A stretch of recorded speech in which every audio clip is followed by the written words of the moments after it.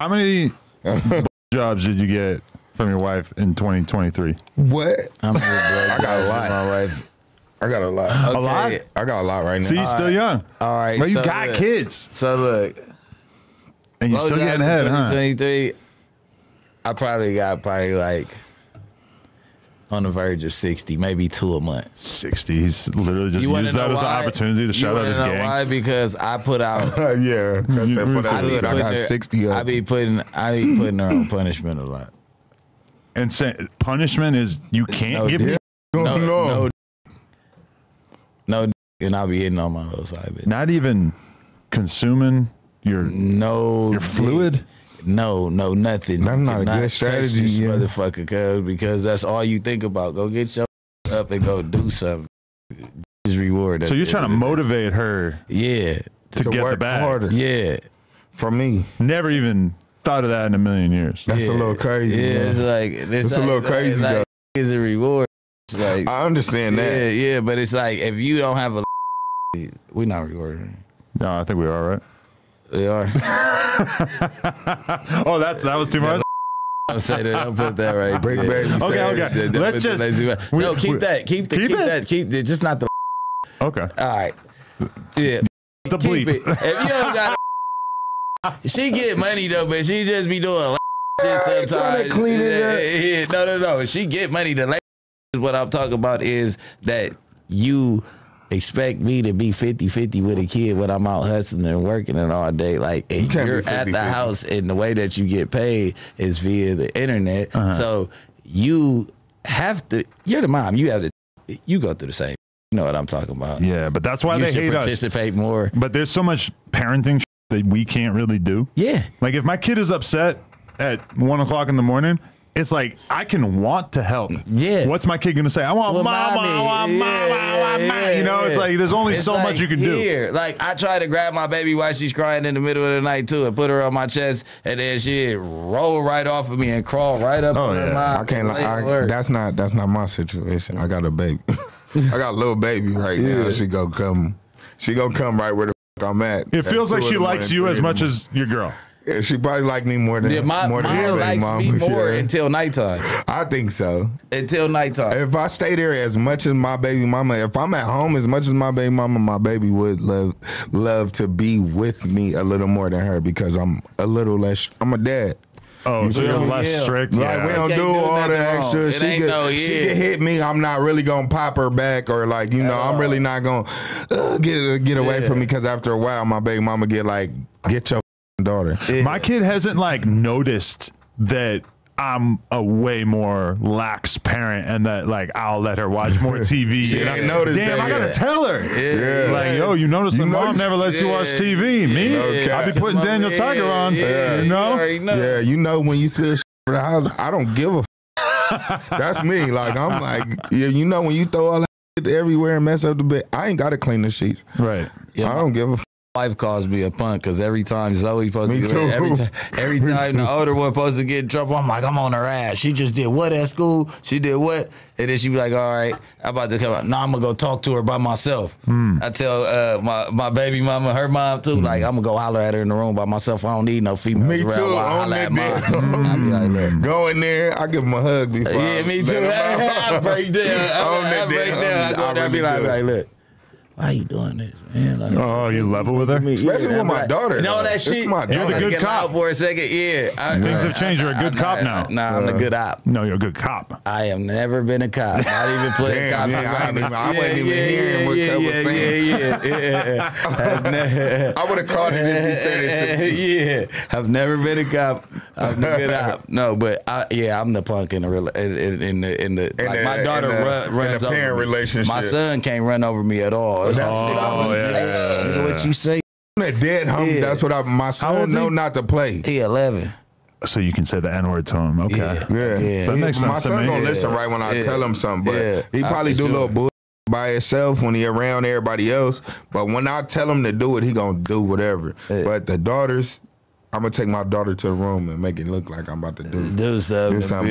Like, come on, I don't really do nothing. So my kid got a Peppa Pig doll from Crip Mac. Peppa Pig. And she been running around saying, this is my Peppa Pig. I got it from Crick Mac. Yeah. So she called him Crick That's Mac. funny. You should let her be. Bricc That's a good Casey. point. I could see it in my girl's eyes that she doesn't even like my kid saying the word Crip, even though she's currently mispronouncing it. Tell your girl to chill. That's what I'm saying, right? Yeah. Like it's a Tell her keep it. Those are the good guys. yeah, those are the good guys. No, I feel like every kid should be well rounded. If you're gonna grow up in LA, like, hey, baby, you know, if you're in Beverly Hills, you see a lot of guys in blue and red. You might want to. They're arguing. Hey, get the f Dodge. You know, like at least let them know that it is a culture out here that you don't. She gonna know that because you her dad and you in a mix of and everything. her uncle. But you should let her. Yeah, her uncle's about to be Crips. I really think I'm gonna like.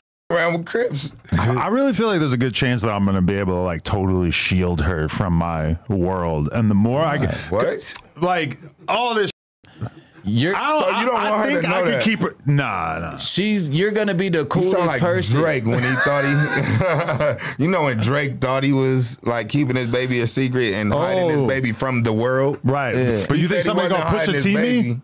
Huh? Somebody's gonna push a teamy? Yeah, everybody. But people know I have a kid. I'm just like keeping it away from your kid. They gonna be like, you're Adam 22's kid. Everywhere. If they see she ain't going nowhere. You gotta hide yourself. Ever. Until Harvard. My 9-year-old daughter knows who you are. Being a cult. My daughter knows everything about you. But your daughter's like a grown up, damn near. No, the 9-year-old. How's a 9-year-old know about me? She knows about you because she watches Baddies and anything else, but she knows about you because I'm the coolest person in her life. Okay. So if she types in Bricc baby, and that's what's gonna happen, she's gonna get there and know that you're famous and just type it in because you're the coolest person. I think they kind of know when we famous. Though. Good or bad, she's still gonna rock with you. She don't care. Like. You remember I told you I had a conversation with Quando Rondo before, right? Okay. On FaceTime. Right. And I was talking to him after whatever. Did he call you a dirty ass 60-30-ian? Nah. No, okay. No, I'm old blockian. Oh. So I don't know. Right. Yeah, what am I talking about? Yeah. You're on that side. I'm really from the Lamb though. I'm an L block dude. Oh, really? Yeah, to be exact. Sound like I'm from all of them. Yeah, I'm from all of them. Just say that. Yeah. Just say that. Where were we at before I got thrown off? You claiming Chicago blocks? Oh, no. That's crazy. Quando Rondo called me on FaceTime one day, right? We just take her to Lil Durk concert. She beat everybody. King Von, one of her favorite rappers. She hear Quando Rondo voice. She pops over to see like, Dad, get off the phone with him. Get off the phone with him right now. He's a bad guy. I hate you, Quando. Nah, she doing too much. And I hung up. I'm like, hey, if you don't stand little kid's place, like, what are you doing? I'm on the phone, and she's like, no, he killed King Von. So she's really 9 watching the YouTube documentaries? Was at 8. At 8. She's watching YouTube documentaries enough that she knows who killed who. You letting her do too much. See, I think I could keep my kids from knowing that. I don't know. I feel like it's within my power to keep her from that. She don't live with me. But then her brother's a rap fan. Is a rap, like, he wants to be a rapper. He been saying that. That's a problem. He's little RT. Like, that's what I was telling you. I got a little RT at the house. I can't even really hate on him except for the. Yo, and speaking of little RT, I forgot about this. When I came in here one day, I'm seeing Bricc just kind of cooling with a chick with a BBL, and I'm just thinking, like, what the? This dude bringing here? Like, I've never seen Bricc bring a besides his wifey. Yeah. Then I realized you're just having like a friendly conversation with little RT's mom. Yeah. Then we went to McDonald's. And the f up, really? I said then we went to McDonald's. You pay? You bet now. I said yeah, I'll pay. Big RT over here. Holy shit. That's crazy. RT. Mac on but shout out RT mom. She just was recently in the car crash. I just talked to her in the hospital. Yeah, she got like a plate in her neck. Like, she got to learn how to walk again. What? She just had surgery on her neck. Somebody ran a red light, T-boned her. She ain't even walking right now. Whoa, it's probably that manager that they kicked to the curb, bro. I'm trying to keep the serious face because, like, while you saying it, just the vibes feel like something funny about it. No. Well, for the record, we are talking about a 9-year-old gangster drill rapper do you know Lil RT with a hot mom. 60 years. I be rapping, popping it about everything. Yeah, it's mine. We just so happen to know a gang of people. She from out of the Born Home Projects in Atlanta. So, oh really? Yeah, right there. So we happen to know a lot of people. We got to talk. We kind of friends now and stuff. So she always check in with me. Claim Atlanta hoods? Just like him? You claim in 3 different states. Hold on, but my from he's got a gang in 3 different states. That's pretty impressive. Homies from Insane in Atlanta. Shout out to my Lug, shout out my nigga Lolo. Baby. Shout out Lolo. Crib Street is in Atlanta. You know the truth. I gotta tell you, my nigga Fo and all that. You on all my 4 seasons. If I ever diss you, we share the projects together. If I ever diss you, hey, the top is the Insane, the bottom is the 60. But you know what I'm gonna say? If I ever gotta diss you, if I ever gotta diss you, you know what I'm gonna say? What you gonna say? I'm gonna say like, don't do it. The Insane Clown Posse.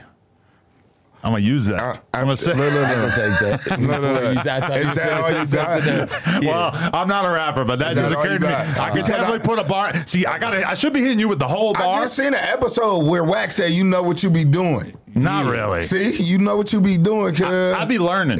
Because I just interviewed Rowdy Rax. He's from a Mexican gang, right? I just seen him. I didn't know. He's wearing a shirt that says Peanuts on it. That's the diss for his hood. For his hood, though. For his hood. So he rocking it like, yo, I'm gonna put it on me. That's not really a diss. That's why anything a nigga say. But if his enemies wore it, it would be a diss towards him. But he rocking it to just be like, what you gonna do? Yeah, I'm gonna say it about myself. I guess that's before some shit you think of when you younger. Freaky, but that's some shit when you just do that freaky shit, Grove. No. You was trying to do that. Were you trying to do the same thing you did to Poke? What? To scary ass Poke. Mr. Roll It Up in the County Poke. My bad. Who's Poke? Wait. Oh, him. Yeah, what are you talking about? Well, you said the SN word. Was I over whooping with that? Okay, let's get a real opinion. You didn't say this to me. No, he didn't. He didn't say this. I was just giving you something to work with. If anybody wants to diss, that don't have nothing to do with it. Yeah. We know, and we not gonna give these West people Coast Jewelers. Hey, West Coast Jewelers right here. This is my keep me laced, keep me iced up every time. Crib Street. You see the truth? Oh my bad. I look pretty good. Yeah, Sugar Hill on this. So I just put a Sugar Hill carpet in the living room up the office. They need to give you 50% of the company. Crib Street. Borrows my watch and then shoots it. Nah, that's your watch. What they doing in Inglewood. I mean in Long Beach. Stop playing. I'm gonna sit next to him and rock his watch. I'm fucking with I know. You know what's going on. He acting like he got to tell me. I know you. Okay, from your perspective, when I asked Poke that, I gotta take my shot. Was I over whooping? Was you over whooping? So for the fans who don't know what I'm talking about, I interviewed a rapper named Poke from Hoover, and at a certain point in the interview, I asked him about a certain gang slur that I would never say that is sometimes used to describe them by their enemies. And he didn't appreciate the question. He walked his ass out. So, but you didn't even say the whole. Did not say slur. it. Where are you from? Hoover. He from Hoover. Oh, so picture the one that rhymes with that, but begins with a different letter. He just said you been hanging around too long. No, that's why. No, he didn't even say it though, bro. Let me just give you an honest opinion. He you do jump into lanes sometimes where you just say like just leave that alone, right? Because like we take this serious. But he kind of like don't. He understands. Yeah. He fully understands. Yeah, but him being best friends with fully understands, but it's still like. Him you know what I'm saying? I'm not involved in that. Because there's like a white boy pass, and I feel like I might be a year or two away from like not being able to use it. You anymore. no longer know what it is. I'm clearly a little too knowledgeable about what we're talking about. What it is, right, is that you close to 2 real neighborhoods, like, and they know that, and you got one that got the thing on his head, like got the H blank. Shout out my boy. You know what I'm saying? Free the guy, right? Free the Mac. So. Even you just hinting towards it is like, did you say it for us? And it's like, cause you didn't say nothing. He's like, hey, how do you feel? What was asked first before you said, how do you feel about the SN word? Cause he didn't say the whole word. I tried to like spell it out without even having to like reference it. He like, how do you feel? Like, you know, everybody be dissing, but like, how do you feel about when people call you the SN word? He called it the SN word. And who you asked that again? Roddy? Poke. Oh, Poke from Salo. Poke. Or is he rap? Yeah, he from Hoover, the rapper nigga that made Stupid Turn Down. Okay. Made the diss song to the long time ago. That was a long time ago. Yeah. Oh, okay. The one that wrote it up. And what did he say? He walked his ass out of here. Oh. And then we had like a little weird standoff right here where he was kind of like, why are you saying that? And I was kind of like, Is that really? Like, yeah, he like, this nigga freaky groove. Should we groove? Like, you know what I'm saying? You know I don't know if he said that. that. Like, he did say let's groove. You can hear it. You looked at him. You don't understand the lingo. They're like, you think we should groove it because it's over. The funniest part though was that his homie was still here, and I was like, I guess it's just me and you. And he goes, like, no, not.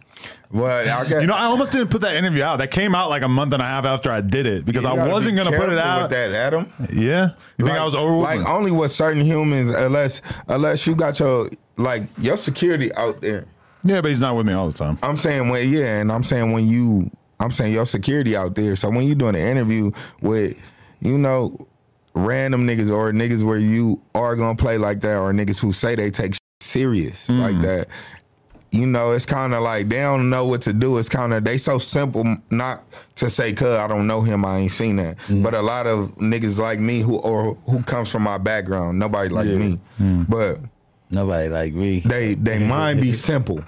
They still stuck on gangbang like, oh, I think I'm supposed to fire on you because you playing with my hood. But really you, Adam, I know you mean no harm with it, but you playing. You know what I'm saying? It's like you kind of, if you see the whole interview in context, he know what he does. Okay, but if you watch the whole interview in context, it's kind of like from the beginning, he was like really not with me asking anything street related. So then when that finally came up, that was kind of like me being like, all right, I have like talked to you for 40 minutes. It's like realistically not a lot happening. So why don't I just throw you this little curveball and see how you handle it? People try to fake coach us type before we come up here. Don't let them get in your head. Don't let them. So he came in here thinking, oh, don't let nobody play with don't let nobody say no gay. Don't let them. Niggas be like, don't let them niggas do that up there. I think, we should have a big disclaimer on the wall. Like, Adam will say some gay ass shit. You know what I'm saying? Yeah. That can't affect me or Bricc or like, come on, because I'm gonna say, I'll who be I everywhere, am. Around anybody, everywhere. But also, this podcast has been accused of being a neighborhood branded podcast. How is that? I'm right here too. Yeah. Well, I'm right here too. Well, I guess did we say that? Did we say it was a whole branded? I still was popping up with you. I remember when Jeb. That's your buddy Waddy. But I'm saying though, what I'm saying, not the other one. That's what I'm saying. Not the other one.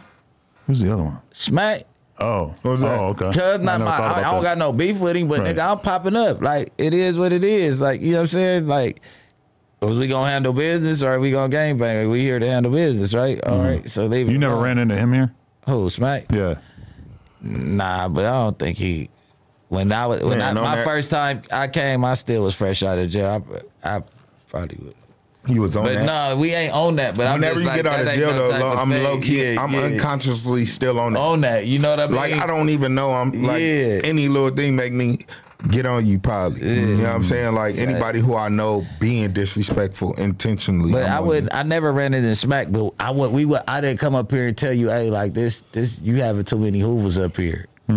What do I always say? Because that could crash anybody. Yeah, because you got Treyway. He got different people that came. And you got niggas who fully, or like them is niggas who activated. They active. So like, and niggas like me and you, we still activated, but we the members. You're cool. Yeah, I'm gonna smash anybody who try to play, but that's you're not in the Treyway part of your life. Nah, Treyway 6K, not Treyway 6ix9ine shit. I'm way past that. I like that though. I like XK, right? No, his name is just Treyway 6. I like when niggas turned up and they young because I like when I try to talk to them and talk some good shit in them, and I see they like, nah. Okay, you like, nah? Okay, what you need? Like my young niggas. Yeah. I know which ones to make sure they straight like that. Yeah. You know what I'm saying? Because they stuck on that. For sure. I was him before. Yeah. You feel me? But anybody I could change, I change them. You feel me? Or put something good in them. I'm trying to show you. We the ones that's going to show you can get money and just, all you got to do is. But I see them little niggas who on it. Like Treyway and them, when I met them little niggas, they was like on there. I'm like, okay, I like that for y'all that y'all like acting, not even acting like. But he a respectful little dude too, though. Yeah, I'm not saying that he not. He is like a respectful little dude. I'm just saying that they was gangbanging for I ain't never had no interactions with your name, but from every encounter that I've heard of, like, that's not an act. He really who he is, but like he know how to act too. He kick it on the blade and he run in the ops all the time, and he know how to socialize. You gotta know her. Yeah, you get what I'm saying? You gotta know her. But when they go to the internet, why would a young man like him want to Yeah. kick it on the blade? With the blade, because I'm pimping. And Or I might be getting some money. pimping. Yeah, like, And it be in they set. it be cracking. Yeah, it's they hood. Yeah. Fig is they hood. And You're right, okay, like yeah. all the pimps, they hang out while they bitches like they be at the gas station and all that. And We everybody- gotta be. but- That's some player shit. Yeah, like it's you a gotta be hands-off policy come over with here. the pimping. Yeah, like we don't do So all your that. bitch could come and chill. His bitch could come and Yeah. chill and walk the blade, so we could all make money together. That's how Yeah, the we get to pimps do shooting it up on the Fig. blade, you fucking up the money. Like that's why they say don't mix pimping with gangbanging. Yeah. A lot of pimps don't like gangbangers being on the blade. So you think if a bunch of people got shot there this month, that the cops would just start shutting it down and the whole thing would have to move somewhere That too, else? but you No. wouldn't want to put your but you ain't gonna hoe put your down work down right there. because she could get shot. And a lot of people, and then some niggas bitches is gonna be like, I'm not finna risk getting shot outside, like, and it's gonna, they not gonna fag off. They gonna probably want to go somewhere Gotta else. go somewhere else. now Gotta you go to driving- OC. now you- Gotta go to Pomona or wherever you go. Driving to Pomona for some street pussy is crazy. Now you gonna No, I'm post all saying night to put her and down. That's a depressing ass commute home. Oh, you're talking about the No, sales you gonna, portion. no, Okay, yeah, you gotcha. gonna go Flip put aside. her down right there.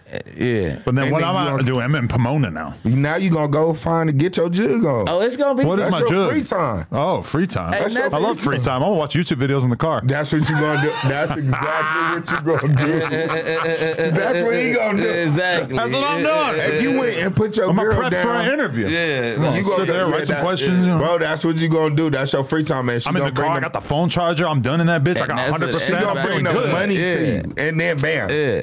Yeah, that might be your job, cuz I was reading He's about already his biker job, gangs back in the day. he already doing that. The right? biker yeah. gangs, High like skill. the motorcycle High gangs back in skill. the day, the number one play for them was just find a bitch who can strip, so that way you could go post up in whatever town, do your angel dust, sell your fucking drugs, do whatever kind of crazy ass shit you're doing if you're like a Hell's Angel or whatever, but then Yeah. your girl's stripping, making money the whole time. Exactly. So you got the free money glitch going and you're just able to do whatever fucking shit you want to do at the same time. Or they could sell their drugs through in the strip club through their girl. Yep. Even better, although that might to the bathroom. might put kind of a time limit on her being cool with the strip club, but you know, Nah. not if she's smart. Yeah, the strip club, I think they promote the drug use. They say they don't. Depends on what strip club. Nah. They want them bitches to be up and then they move. They want them to be in whatever way they want to be. I'm just telling you. I've never Yeah, I seen don't somebody get kicked Do out they of. do they approve of that? And I in used there? to deal with snow on. Yeah. So So, yeah, I've that- never hold seen on. a girl get kicked out because of her habits. Let me say actual factuals that they do approve of that in there. It's They cool. approve of the nose drugs. See, no, I know. This, Yeah. like, for real. Like, man, come on. One of my girls used to be her best friend. That's how me and his girl is even cool. Used to be. You know what I'm saying? Like, Okay. oh, my bad. What? What? Oh, you were doing the leg tap? Oh, that's Nah, he that did shows a that leg you guys tap. are close He because didn't I've do thought that. about hitting my co-host with the leg tap a I'm couple talking about times. my girl too much on this. I know, my bad. That was my bad. That's what I meant to say. Adam say, But- y'all doing a leg tap? Yep. I'm insane. Yeah. But I yeah, don't like to talk about my girl too much on camera exactly. because it's And I it's gotta niggas respect fake it. after me. Oh, Yeah, really? yeah, Okay. yeah. So I gotta respect that. But that's how I Fake know. after him. That's how I know the Right, the politics. But yeah, because they of approve those of group it. of people. Fair enough. All right, can I tell you about a crazy scenario that I had this weekend for a brief moment? I felt like y'all for a moment here. You ready? Talk to her. I pull up at my kid's ballet recital, right? It's kind of like occurring to me in this environment that I'm in a high class environment because I'm noticing that like multiple parents in this environment are like famous people that I recognize. So I'm kind of like, oh, it's kind of weird to be at the ballet recital and I'm looking over there and there's like so-and-so from this movie and whatever. I'm like kind of, it's always weird being in this environment because in my head, I'm still like a total white trash piece of shit from fucking New Hampshire. It's kind of hard for me to accept the fact that my kid goes you to... might be cool as hell to them over there, to that lady that No, you've been because watching on nobody TV. knows who I am. Cat. Because my fame only extends within my little Culture? niche. Whereas, There's like, culture I'm over there? looking at this dude. He's a fucking Netflix thumbnail. Give me that. Let me hit that. Come on. I'm still drinking coffee. You guys are getting Bricc, baby, fucking Perkhead's gonna be hitting it. I gotta hit it. And best believe I got. Hey, my boy pulled up. Hold on, sorry. Hey, dog. Hey. Yo, yeah, my bad. I'm just playing with you, bro. What?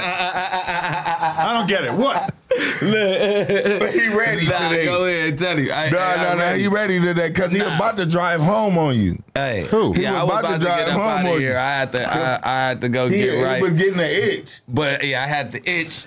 You were gonna go do a little perk journey. Yeah. Oh, why would you bring your supply? He okay now because I'm winging off again. Yeah. Oh, nice. Shout out my nigga over there. Shout out my niggas once again from West Coast. Get like him. Get on the tequila program. Yeah. Tequila guy over here. Yeah. We love a big alcoholic guy, you know? Yeah. No jumper always needs a big alcoholic. I got a fight coming up March 16th versus somebody named Burks, Keith Burks. Look, a white guy tatted up on his head. He do tattoos, though. Really? He like Irish or something. Yeah, I'm about to get in with Cub. Kill Cub. Yeah, you better make our race proud. Yeah, 23rd Street. Kill Cub. Yeah, 23rd Street. You might see me drinking today on my same crib, but I get on program in the morning. You better not make Long Beach look bad. Hey, look. Hold on. I'm already one up. I got one belt. I ain't losing nothing. One thing I don't do is lose nothing. You feel me? I gotta run the homie back for it. Fuck that. On one same crib, we gonna smash Cub. He already training with Conor McGregor. But Conor McGregor is like, come on, cuz. Like, okay, let me tell you what happened. So, my kid gets done the ballet thing, whatever.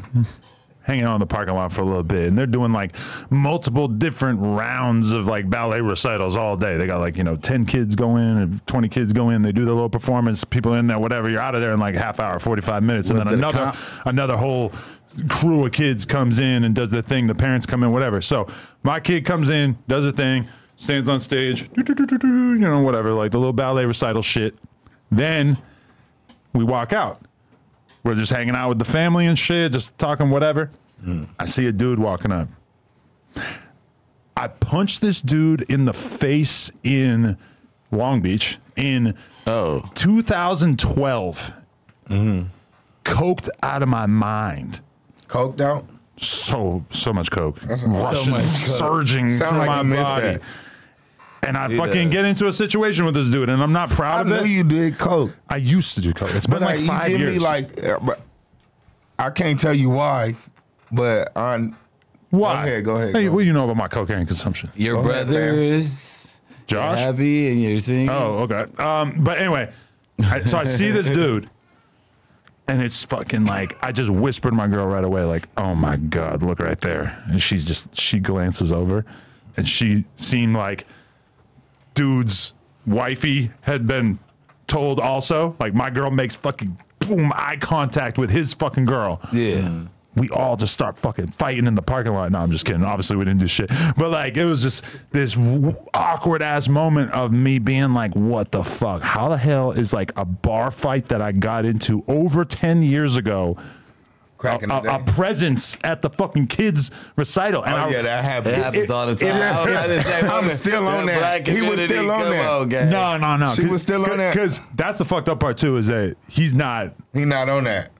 It's like not the kind of guy who realistically, we giving each other passes for the kids. It's the kids. We here for the kids. But if somebody, he's not going to turn up on me. Years ago, I'm okay. Even back in the day, it was like, you punched him? Like, what the fuck? Like, why would you? Like, seems like such a nice guy, funny guy, like cool guy. Like, what? You seem like a bully at this point.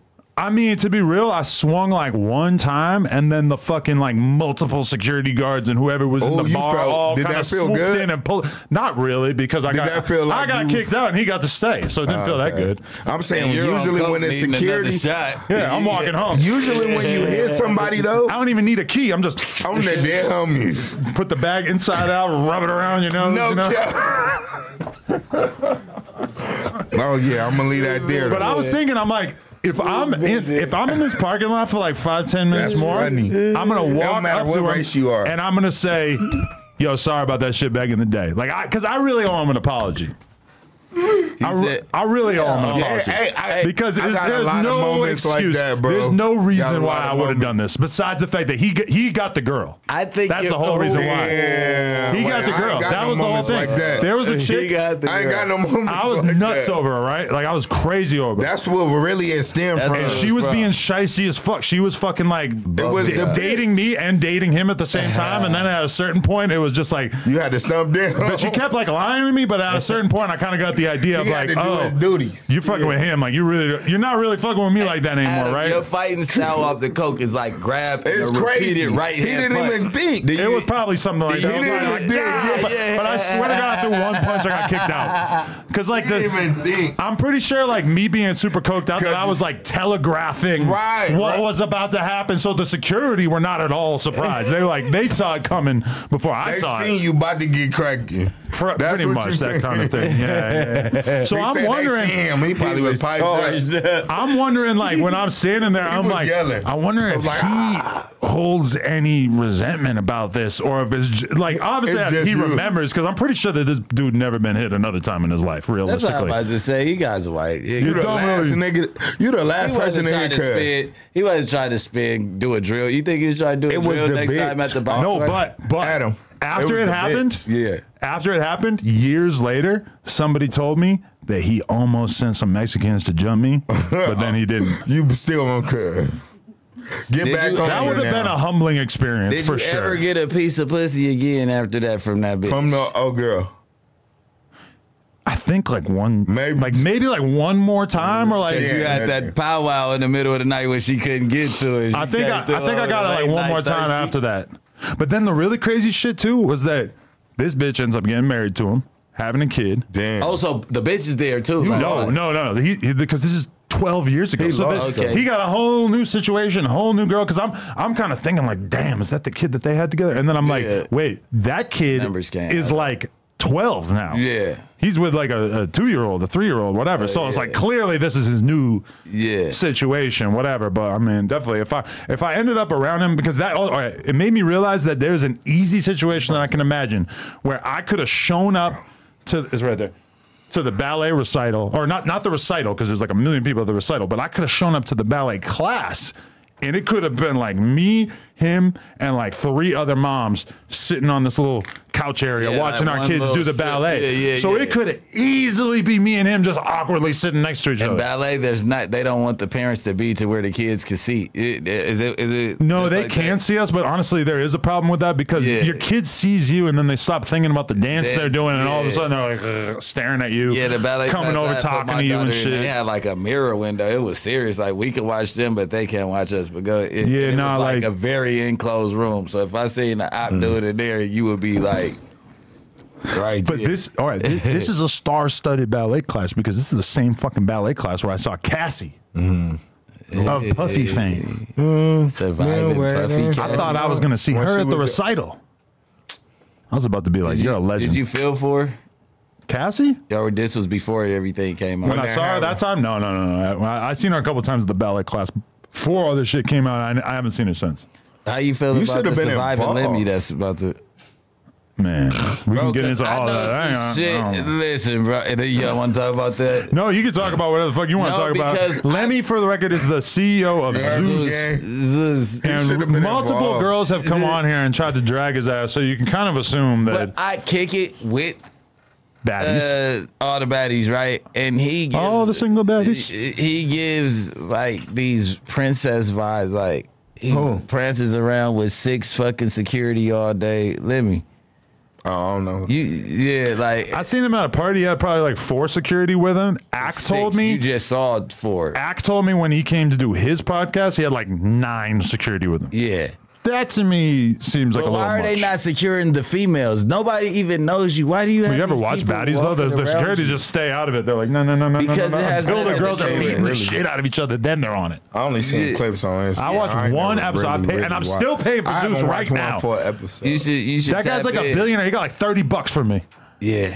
So that's why I don't feel bad about girls trying to expose him on the platform. But I would like to do business with him, but.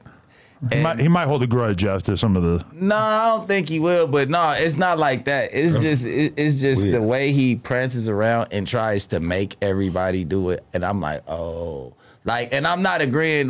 I want it not to be true. I deal with you because we always out together and all that shit. But it's like, he's very controlling, and he makes all of them cry and it's like, why are y'all so emotional? And this is supposed to be y'all boss. Like, what? Business and pleasure it's like a very thin line. It's getting real freaky with that. Yeah, I could just, this is outside looking in. Like, what the girls say, I can't vouch for them stories, and I'm not calling them nothing. But even the girls are not saying that he's doing some abusive shit or whatever. They're just saying that he's fucking the talent. Trying to fuck the talent, getting girls on the show because they fucking whatever. Harvey Weinstein. I don't even judge him. Like, you want to do that? Harvey Weinstein did. That's what the bitch said. That's what Christine said. Most bitches who are the talent will fuck the Harvey Weinstein was like hardcore. You could be an Aquaman. You just gotta fuck me. That type of shit. Did the girl say that she got that? She said he's doing that kind of shit. Yeah, I can't go for it. But if it's that way, I have something against it. If it's not, they lying on you, I'ma ride for you. Okay, you know, you my boy. But that shit, no P Diddy, seems like it's probably illegal. But would you really judge your homie hard if you knew that he was doing that? Because I really don't give a fuck. It seems like a bad idea as a businessman. Because you got to see the other side, though. Like, say you here. Say this is your show, right? Right. And there's bitches all throughout here need to be here, whatever. And you fucking them. They want to fuck, too. Maybe they don't just want to fuck you, but they will fuck you if you call more than any of us. But fucking keep it player, like fucking. Yeah, don't fucking start getting the pocket. Controlling the bitches' lives and doing all that. Don't try to make these different. All your bitches. Yeah, like don't do that. Nigga, like, it's to the point to like where it's other dudes out there and them bitches got their heads down, like when they really want to talk to Cuz if he walk in. No, they going to go suck some dick as soon as he turn his head, coming around the corner, blowing it down. Like, you know what I'm saying? I'm against like any dude who's in a position business wise and just starts power tripping and just wants to like just be doing weird shit because now he has the power to do it. It's like, how about that's regular? How about you get rich and you just act normal and you don't feel the need to be on some weird crazy ass power trip shit? Because I'm in the porn business where obviously that option is right there. Like, oh, you want us to manage you, you know, suck my dick right here in this office or whatever. You could do that shit, but it's like, I just don't respect like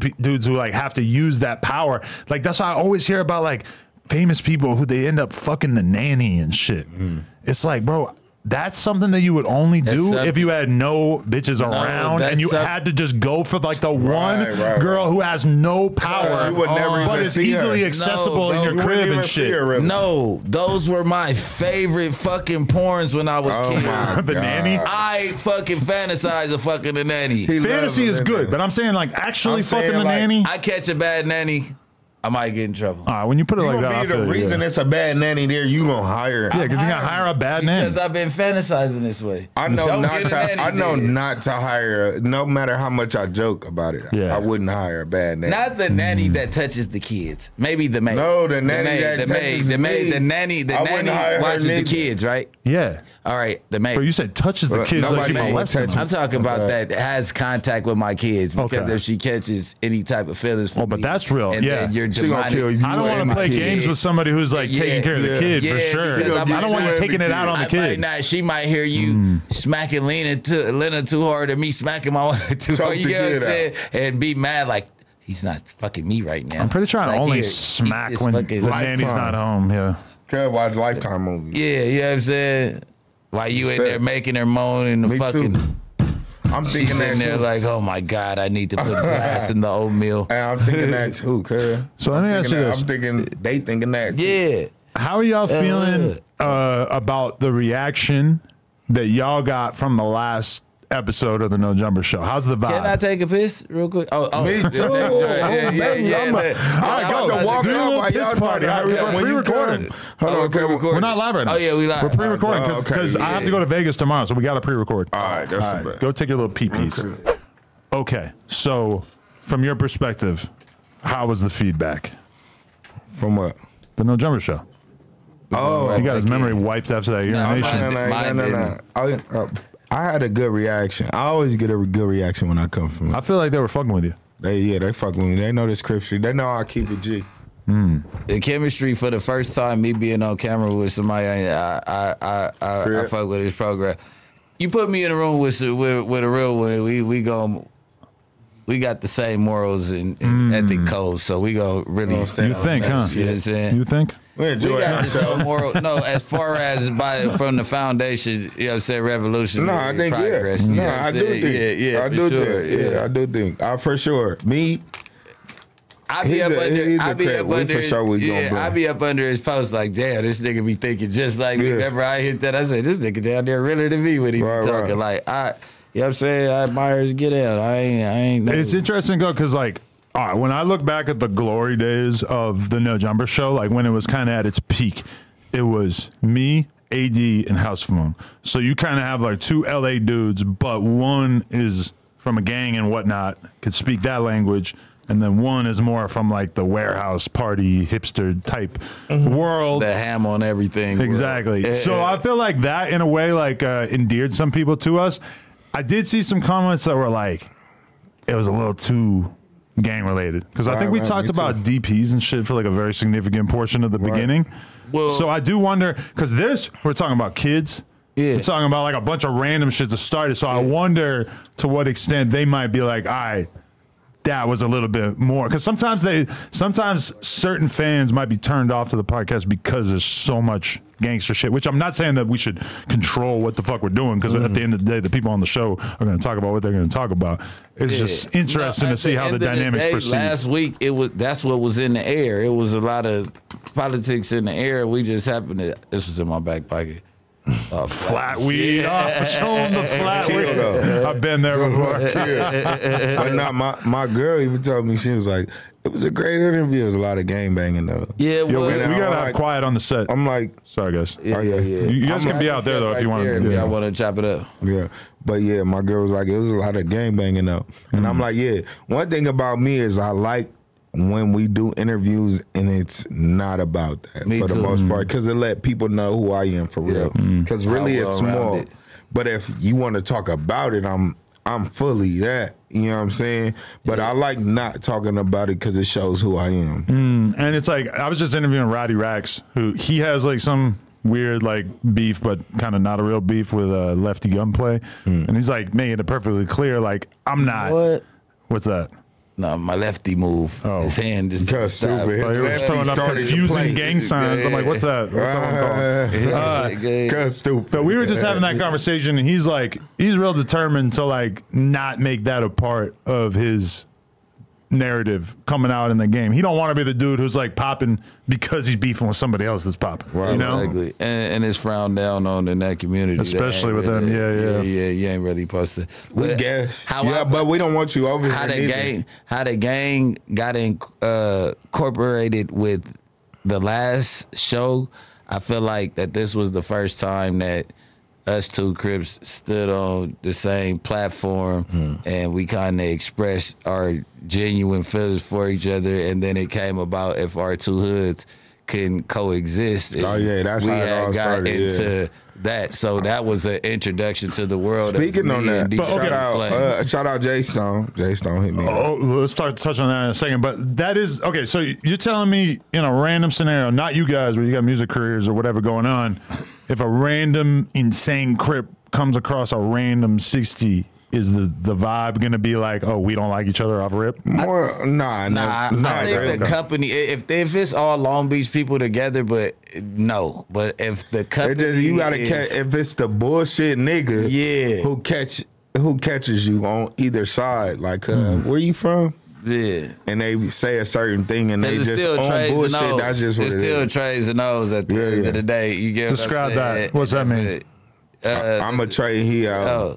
Okay. So like we beef with O's in Long Beach, and we don't even like. Let me tell you, if we have any beef right now, this is to everybody in Long Beach. If we have any beef, it's with the niggas who bang O's, right? Yeah. And O's means the rolling card, 6-0. In Long Beach it's the 20, so it'd be the 2 O's or the 80s, the West Coast 80s. 8 O's. But let me tell you, shit is at such a slow pace right now. We killing each other, so like it's really cold. But niggas call it ops because ops is fashionable right now. Yeah. This is true. You get what I'm saying? Ops is like the fashion thing. So if you hear me say ops in my shit, low key, I'm not even thinking about them too much. because some of my ops is the homies, and I don't want it to be. You know what I'm saying? But those the main niggas I hear about who saying this, who actually saying they'll kill me. You know what I'm saying?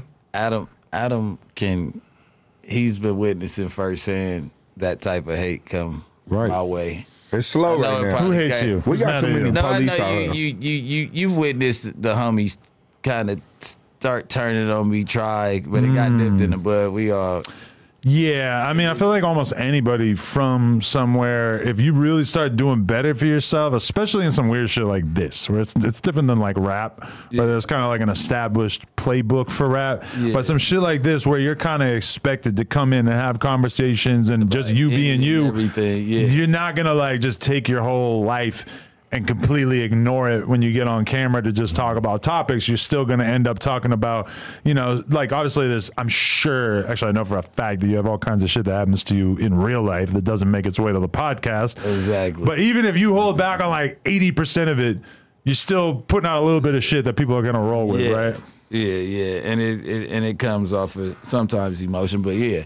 Yeah, I mean, you can't help but let it out. Yeah, because it really hurts you more when your homeboy, like, bro, we just was eating noodles. Why would you be talking about me? Why would you even say anything about me? Why would you even fix your lips to even? And then if I say something about you, I correct it. Like, hold on, let me correct myself. I should never be saying no shit about the homie. You know what I'm saying? Even if I slip a little bit, I'm gonna say that and let you know that I'm out of pocket. And you know what I'm saying? All this because you didn't get invited to the last function that we all went to. And that's weird. I mean, like, come on. That's weird. You know, my homie just was talking to me about not being invited to the last function. I told him I looked at it. Usually me, I don't really care because he said why I wasn't invited. I look like, but then I thought about it. I was like, he probably really think that I didn't invite him. He don't even be out here all the time. I didn't even think about you. Why you didn't call me when you heard everybody was going? You seen everybody was going and see you if didn't it was call smooth to go. Like, but I understand too that you invite me to all your shit, so I should have invited you. Next time I got you, champ. But it's hard to make people understand sometimes that like I have hundreds of people floating around in my head that I could invite to any given incident. Why are you pulling up with a pack of Marlboros like that? What the fuck is going on? See you tomorrow, bro. What you doing? It's finna be cracking. You know, you gotta get. You gotta go to Vegas. Give me a red. Why? Where do you even get this? Down the street. Down the street. This is your pack? Yeah. Boy, you better keep these away from me. I got a real problem. I don't got a stash of those. No, I got a real issue. No, but you know what I did the other day? The other day I had 4 interviews, so I told Heath, I'm like, Heath, get a pack of Marlboros and don't give me any. I'm like, give me like one when I ask for it, but don't let me have the pack. And then when I leave, don't let me have it. Yeah.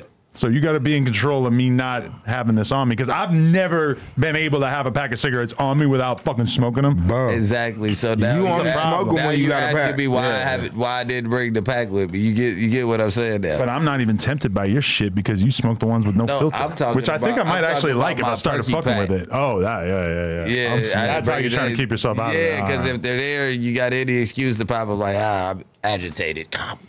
Oh yeah. I'm even madder. I need another one. He said, I wouldn't do perks if you had them. If you didn't have them, I wouldn't do them. Blame it on me. Anyway, okay. Let's just break it. Let's break into this topic since we know we're going to cover it at some point. So I'll do this from my perspective. I did a Christopher Lovejoy interview last week at the store. And I knew going into it that he was going to have some words for Big U, right? And so we talked about it on the interview, but it was realistically only like 5 minutes worth of the conversation was like him throwing some shots at Big U. And it was pretty basic shit. It was like, you know, him basically saying that Big U got this job with the city or whatever, or he got a phone that public record. Yeah, everybody knows about this where he's like, you know, communicating with the city about gang stuff. And it's basically like him kind of helping to. What type of phone is it? They said it was a BlackBerry. It's a BlackBerry, okay. I don't know. But either way, it's like that was really like the only main thing that Christopher Lovejoy said about Big U, whatever. Would you believe me if I told you I've never seen Big U with a BlackBerry? And would you believe it yourself? Because I know you've seen him a couple of times. Have you ever? A BlackBerry is very distinct. Oh, if I saw someone with a BlackBerry, I'm probably not going to forget. Listen, I'm not saying that that's true. No. I'm just saying that's what he said. I just was saying, all right, go ahead. And I've heard other people say that too, so I kind of assume that was true. Whatever. If you see a BlackBerry, you going to be like, damn, you still got a BlackBerry? But so whatever. I did that interview, and then a couple of days later, somebody hits me up, and they say, hey, I'm trying to get my boy Loose Cannon on your podcast. And one of the things that they said about it was he can talk about his issues with Big U. And I searched his name on YouTube real quick. I seen a couple of clips of him talking about Big U, and I responded to the person who was saying it, and I said, listen, he seems dope and shit, but I'm not really trying to like fully throw gas on the flames right now because I just did the 600 interview, and I don't want to make it seem like I'm trying to get at Big U by interviewing anybody who's got something negative to say about him, especially given that like very few people have had negative shit to say about him over the years, right? Yeah. Wait, 600 who? Bricc? No. Christopher Lovejoy, Crimac old manager. Oh, bro. That dude that I had the conversation I just walked out when we walked in. And I'm like, I'll be feeling. I mean, he was a cool nigga to me. I don't know. He cool. I don't know, cuz but you see, but that's what I had that talk. That's what you were saying. You can't really fuck with him on that type of vibe. But he from 602. Yeah. Oh, so I mean that's like intermediate. But I couldn't show no internal in front of y'all. I mean, I had to my homie. I didn't know that's what he was going in there to do. That's why you say you can't fuck with him because I didn't know that. It wasn't like a Big U related interview. It was like that was one thing he talked about. But he got to popping that shit and put money on the table. Yeah, right? That is true. Yeah. Oh yeah, I forgot about that part because he's saying like Big U challenged him to a boxing match, so he's like, boom, here's the money. I'll that's do it. what he's saying. Yeah. You don't challenge no. Let me tell you about a. He said Big older, U came up with the idea. I don't know. OG homies or OG niggas. You don't challenge no OG nigga to no. My daddy used to say when he was 50 years old, my daddy say, nigga, I'm half 100. I ain't finna play with no young niggas or play with no niggas. You think you finna whoop on me? Cool. You young, you ready, I'ma put you down. The niggas ain't playing. I'm not saying this what Big U saying to cuz. But nigga ain't finna, ain't no old nigga finna trade. Like even when people say I was beefing with Trady.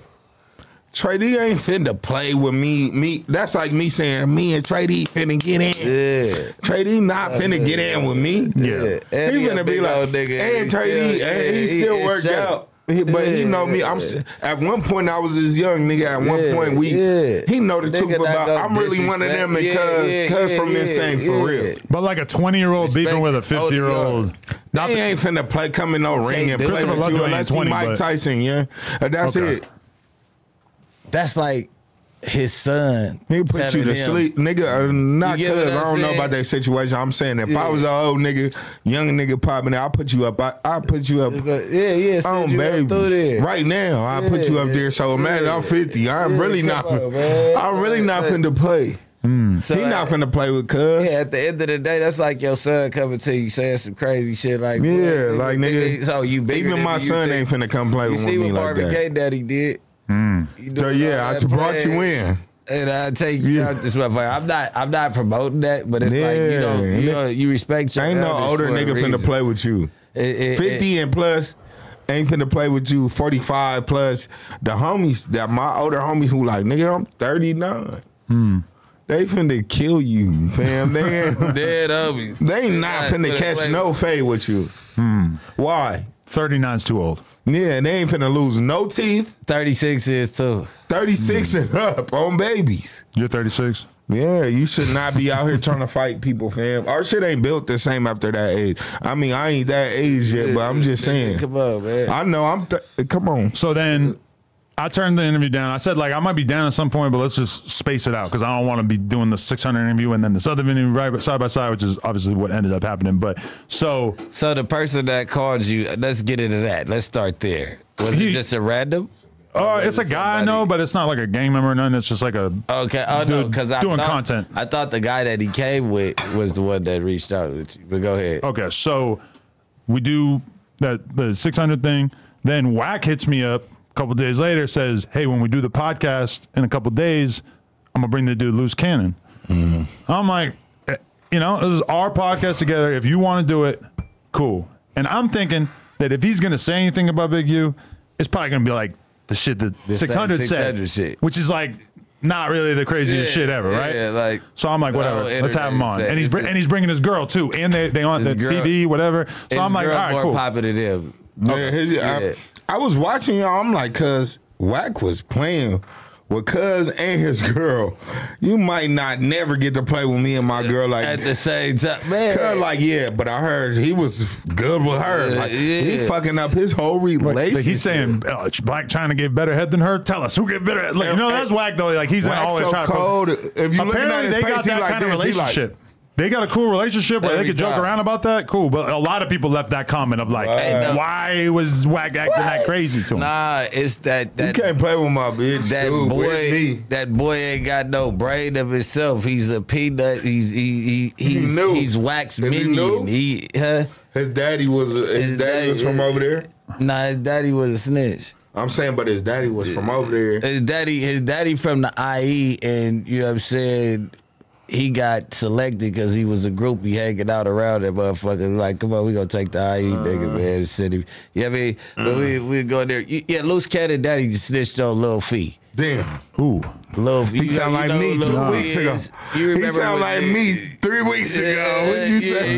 Yeah, man. Who's Lil Fee? When they said I was too drunk. Let's fill in the blanks. Who's that? Listen, Lil Fee is my big homie that's on death row. He known... Say it without saying because of the Tookie situation. Everybody knows about the case. Everybody in LA knows about. I gotta do my Googles. The LA Rams player, whatever the case is. Okay. He's innocent. Hopefully he comes home. So I'm gonna just go there. You know what I'm saying? All right. So he's known. Everybody knows him because he's been on death row for years. He's kind of one of the main dudes in the penitentiary when it comes to having reputable names. Him and Tookie had an altercation where Tookie wrote about it in his book where he stabbed him, and Tookie didn't want to go get any revenge because he felt like if he ever hurt a Crip, it's like committing suicide on the gang. You know, Tookie really stood for whatever. But that's where But Loose Cannon Dad told on him. Okay, we can do our Googles on that. Loose Cannon Daddy is the nigga who told on him. Yeah. That's what you're saying. Most famous snitch. Most famous snitch. Most famous snitch. I'm not, once again, because I be saying it. When the nigga say it, I'm saying it, but I'm not saying it. I don't know who Cud Daddy is, but just looking at even how Cud was talking, a lot of shit that he was saying doesn't sound legitimate. And we could always hold court. You know, I hold court with the Crips. I treated Loose Cannon the same way that I'm treating you right now, where he's got some explosive ass shit to say, and it's like the same way you're talking about his dad being a cinch, whatever. It's like, if I don't know, but I invited you on this podcast, I'm gonna let you say it. Yeah. It is what it is. Like, I'm gonna try to defend it, but what can I really say? You know? Yeah. These are facts. And first and foremost, you can defend it, but then it's like he was up. His whole play is like, where did you come from? Who put you on? Why are you even talking 60 business on this show? Let me speed run the controversial things that he said on that episode. Do that. The speed run version. He said some of the same snitch type shit that fucking 600 was trying to get across. He told a very dramatic story about the death of Nipsey Hussle that I'm sure we're going to get into. And then I felt like the other main thing that was very controversial from our perspective, there was also some shit about Shaq's ex-wife or some shit that I'm not even like, I don't know who the fuck these people are, so I can't even really dig into that. But I did notice that somebody she'll fuck with the Crips. Somebody cut a fucking Instagram reel of that shit that got like 5 million views right now, so apparently that is a very important clip that I totally did not know was an important clip. She's a basketball wife. I fuck with Shaq though. I know very little about the basketball wives universe, whatever. Yeah. But then and the final thing that was shocking, and I have not spoken to Ralphie about this, but he had some claims about Ralphie and when Draco died, whatever. It's like that was even, to me, that hits closer to home because it's more like those are people that I'm like real good friends with and shit versus like the Big U thing. I know Big U and shit, but it's like I can't really. But do you know, did he ever get into, because I seen that part, but I kind of was already over him after I didn't get to the end of it. Did he ever tell why he was mad? At Ralphie? Yeah. Not. Was it over the Draco thing only? Because he's like a similar thing with Draco. Isn't that how he got it? If there's more shit about why he wanted to air Ralphie out. He didn't really get into it. He just basically like called Ralphie out and just like said what he had to say about it. He got a song with Draco that we didn't let come out. Well, it is out. It's on her YouTube channel, but that shit, that's a weird one. But it's not on Spotify. It's been snatched. The estate doesn't agree with it. Okay. We don't know where you came from. Definitely not the best Draco song or video or verse or whatever. I could understand why his family would not necessarily want that to be. But I mean, he probably paid for it before he died, right? Probably got paid for it. He paid for what he paid for. Now you got to get it clear. You should have dropped it then. Now the prices are different. Everything's a little bit different. You held on to that music, so now for the clearance, you're gonna have to do something else. You are non-business savvy when it came to that. You came with that chip and handed it to him. We don't know what happened. Right. We don't know if he did pay for it or not. But what I'm saying is, I don't think the estate fucks with mystery people. Right. When the estate calls around and like, hey, who is he? Like, drop the song. Da, da, da. It's like, we gonna pull it back off of that. So yeah, that came out, and obviously, like, you're the closest link that I have to Big U for the most part that I talk to on a regular basis, and a big part of what he was talking about reflects directly on Eric, aka Shitty Cuz, basically weaving a whole web of this crazy ass story where Big U was, aware of what was going to happen in Nipsey beforehand. And we had a conversation about it yesterday that within like 5 minutes, you really kind of drew attention to the fact that this is kind of outlandish, right? Because super outlandish. Why would Big U, who obviously is at the top of the fucking pyramid, why would he even necessarily be in communication with Eric, your little homie about making something like that happen? It seems very unlikely. But he was talking about it as if this was fact. Like he didn't. I can almost guarantee you 100%. That's a lot, and I don't even really like digging into. But since it's just so, and it sounds so terrible, I gotta speak for you. I gotta speak on this, and this is just that he's never met Eric a day in his life. Right. A day in his life. When he came home, he might have been around Eric maybe when it's 100, 200 people outside, maybe. You get what I'm saying? Like a regular introduction to that's never happened before. Right. Ever in life. Second of all, Eric never fought Nipsey Hussle. There was never a fight. Why does the world just now hearing this 3 years later? So nobody, not even Cowboy's gonna say it. And like, that's a person that I don't even like. But now we're going off of facts as somebody that was with him for the last 2 weeks. I don't even have nothing bad to say about Cowboy right now because I'm speaking about this, right? Not you haven't heard the story from Cowboy. You never heard the story from any person that was around Nipsey that has been taking interviews. You get what I'm saying? It's never been in any paperwork. You think that with all the telling that was going on, that wouldn't be a part of a motive to a killing? Then you say the guy's 5'5". Loose cannon, you've never met this guy in your life. This dude's 6 feet. They got him at 5'10". Just go ahead and look him up. You said he's 5'5" and scrawny, and Nip beat him up and all of this shit. Like, either way it goes, I feel like that he's getting stories from everybody because the only short guy named Shitty that ever fought Nipsey was me.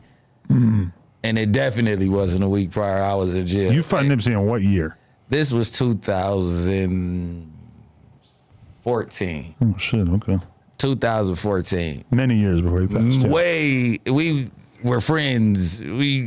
Friends catch fades time to time, and I never go in detail about that fight. You'll never find out who won, who lost, what happened, blow for blow. Like, I hate that it happened, and now you know what I'm saying? Like, I wish I never even had a fight with him. You get what I'm saying? Like, you know what I'm saying? Like, that shit weighs heavy on me, and then it weighs heavier on me when people talk about this situation, and you're bringing up a situation that's so close to home to me. This dude with my name and all that, you don't know what type of problems. Like, that just stirs the pot one more time. Like, one thing that's all bad is in the hood, motherfuckers, I can listen to him tell the story, right? Or tell a story about how he fought Nipsey.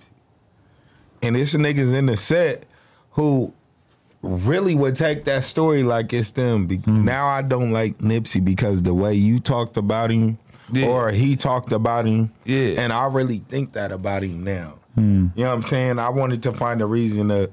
It's a lot of niggas who want to find reasons to say certain niggas, even us. Yeah. Like, I fought a nigga from 20s before. And it's a nigga like, yeah, cuz when I got down, ooh, now all the niggas over there thinking that. Yeah. You know what I'm saying? But then I got real cool. I got cousins and all that over there who know the truth. Who knows that'll never go down. Yeah. You know what I'm saying? But it's niggas who live with that story in their head, like him. I'm gonna be real with you. Me just looking at the nigga, I've been in there with 60s, Hoovers, nigga 20s, 80s, nigga fucking all the blood gangs in the world. Long live Coop 5. Shout out my nigga Coop from 6-0. That's who died a long time ago. I'm really in there thugging a long time ago. Kid. You know what I'm saying? But niggas who will live about a story like even with you, Adam, is people who ain't met you but think you this and think you that because they heard what somebody said about you. Somebody might have said you gay for real. Yeah, like nigga, and he be doing this. I seen him doing this. And now they telling the story like they seen you did that. Right. Like, what the fuck are you talking about, champ? Yeah. So that was wild, you know, because I'm kind of sitting there and hearing these accusations, and the other thing that was like a detail that he said that I believe deserves to be questioned publicly is like he was describing the surveillance tapes of what actually happened with Nipsey. We all seen that shit. And everybody he lied. He said been a long time. To the alley, and then he came back. Went to the alley and came back. There wasn't any like back, and then like it seemed like he like was on the phone or doing whatever. And, and I'm not calling him a liar or nothing, but I'm just saying that like I wish in that moment that I had been more prepared to be able to be like, well, how does that make sense? Yeah, like who told Street Gang TV has a full documentary of the last 20 minutes of Nipsey's life. Shout out Street Gang. You know what I'm saying? Right. And it shows without any camera being glitched, any of that shit, it shows everything that happened, bro.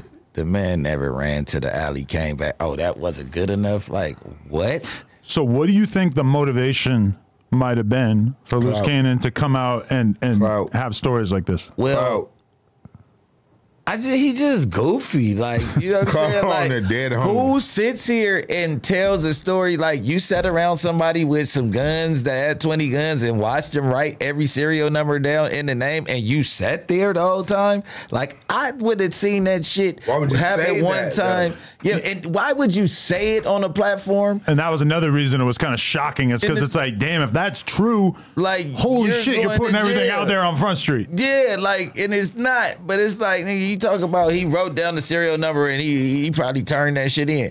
Why the fuck didn't you get the fuck? So you was just sitting around that police ass shit? Like, if that shit happened, like, come on, make some sense out of it, nigga. You see somebody write down some serial number, I would have walked out the house, found out where them niggas was at, and say, throw them motherfuckers in the gutter, bro. This nigga just wrote down the serial number to your shit with your name on there, bro. I might not never watch no nigga write down the serial number. Never. Oh, shit, I'm giving you this motherfucker right back. Look, champ, and I don't want no problems with you. At all. Look, so why would you do that? Why would you come on here and say that? You get what I'm saying? Why would you admit to extorting Rick Ross? You don't know why. Let me tell you what. That story felt like it had some holes in it too, because it was just kind of like, why the $50K to spare Meek Mill's life type shit? So I'm like, what? I guess he alleged. Like, it's just so weird. Like, this nigga's so goofy for doing that. This is the most police shit. Like, if it was true, like, you're trying to expose somebody for being a rat while you're telling everything you know about this person in rat form. And you got Whack hyping you up, like, the whole time. Whack that ain't what you said, nephew. Tell him like Adam, you told me. Why you sitting there at Whack like this? He looking at the camera when he say something? Yeah, I'm like, he's so bullshit. So what? You see it in Whack face, Whack love it. So, he glad you said that. Yeah. So what was said about Meek Mill? What was said about Meek Mill was that Meek my homeboy. You already know, you my man. You can go check. I got a vlog from 2016 us going crazy, but he said that they had Meek Mill surrounded at the club. and told Rick Ross that we'd let him live if he dropped off 50 ball. The 50 ball got there.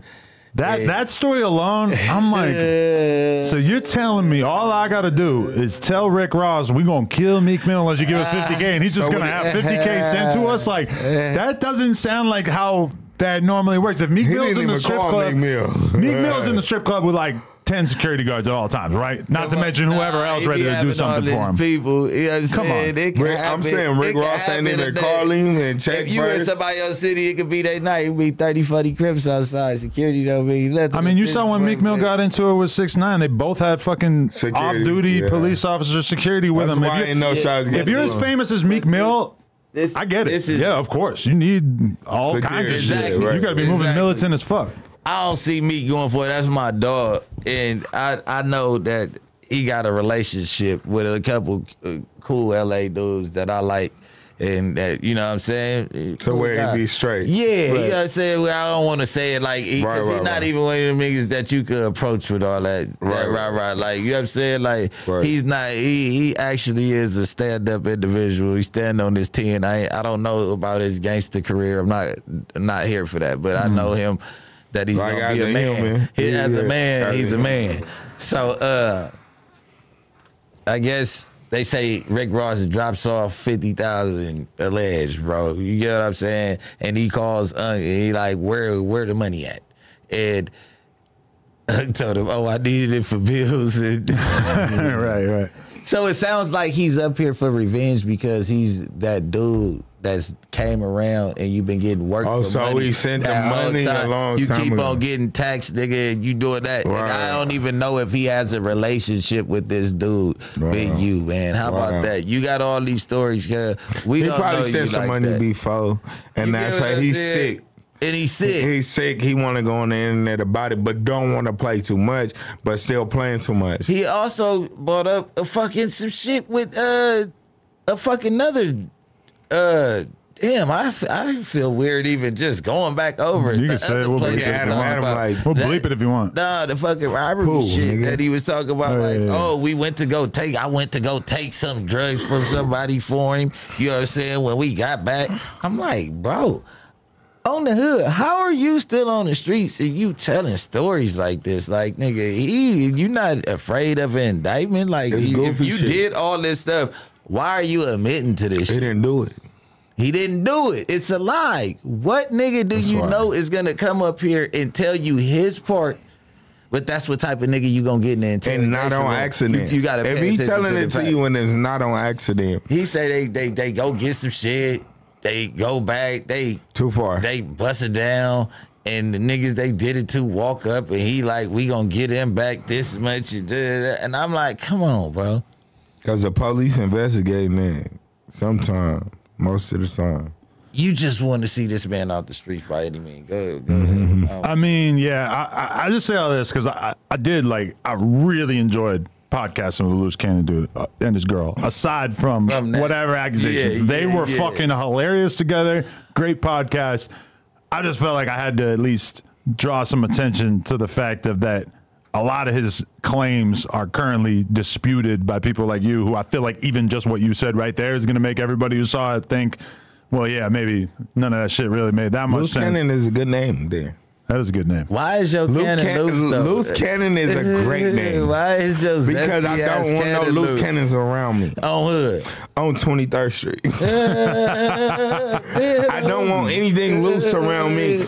But you know what a loose cannon is, right? A loose cannon is my nigga. He might get cracking just up here at no jumper. He's just a loose cannon. You don't bring a loose cannon up here. And that don't mean he won't tell after just because he might do something stupid. Yo, so what happened after the podcast is actually kind of note too, is that I don't know exactly who he came from, but when we're all sitting down to do that podcast, there's one dude that's with their group, whole face tattooed, and he looked fucked up. Like, just kind of look like you look sometimes. Like, fucking his eyes are just like, you know, you can just see it. Me at 12:30 at night. Yeah, but so, okay. 12:30 the next morning. This dude's... After you didn't go to sleep. He's lingering around and shit, and I'm not really thinking much of it. We got the security here, whatever. But this dude, you know, he's standing out to me because he's got hella face tattoos, and then you got Like he just has like this weird loaded. He's loaded. Fucking super. So then as soon as we fucking witted ass dog. As soon as we get done the podcast, we go out there, and this super drunk face tattoo guy says some shit that I didn't fully hear, but basically was like banging his hood / dissing wherever. Like it was awkward as fuck. And the loose cannon dude is like clearly about to fight this fucking dude, like, and is kind of like looking at me, looking at the security guard, and being like, "Listen, like, I'm not gonna do it because y'all are here, but like, he needs to be out of here or something, you know." And so I actually dipped out like a little early before everybody dipped. I let the security get everybody the fuck out of here and shit, because I was just like, I just want to leave. I don't want to be around if anything happens here, whatever. I'll let the security clear you guys out while you're all kicking in the parking lot or whatever. But I say that to say that it was kind of a weird, it was super entertaining, but it was just a weird couple of hours here in general. So he let somebody diss him.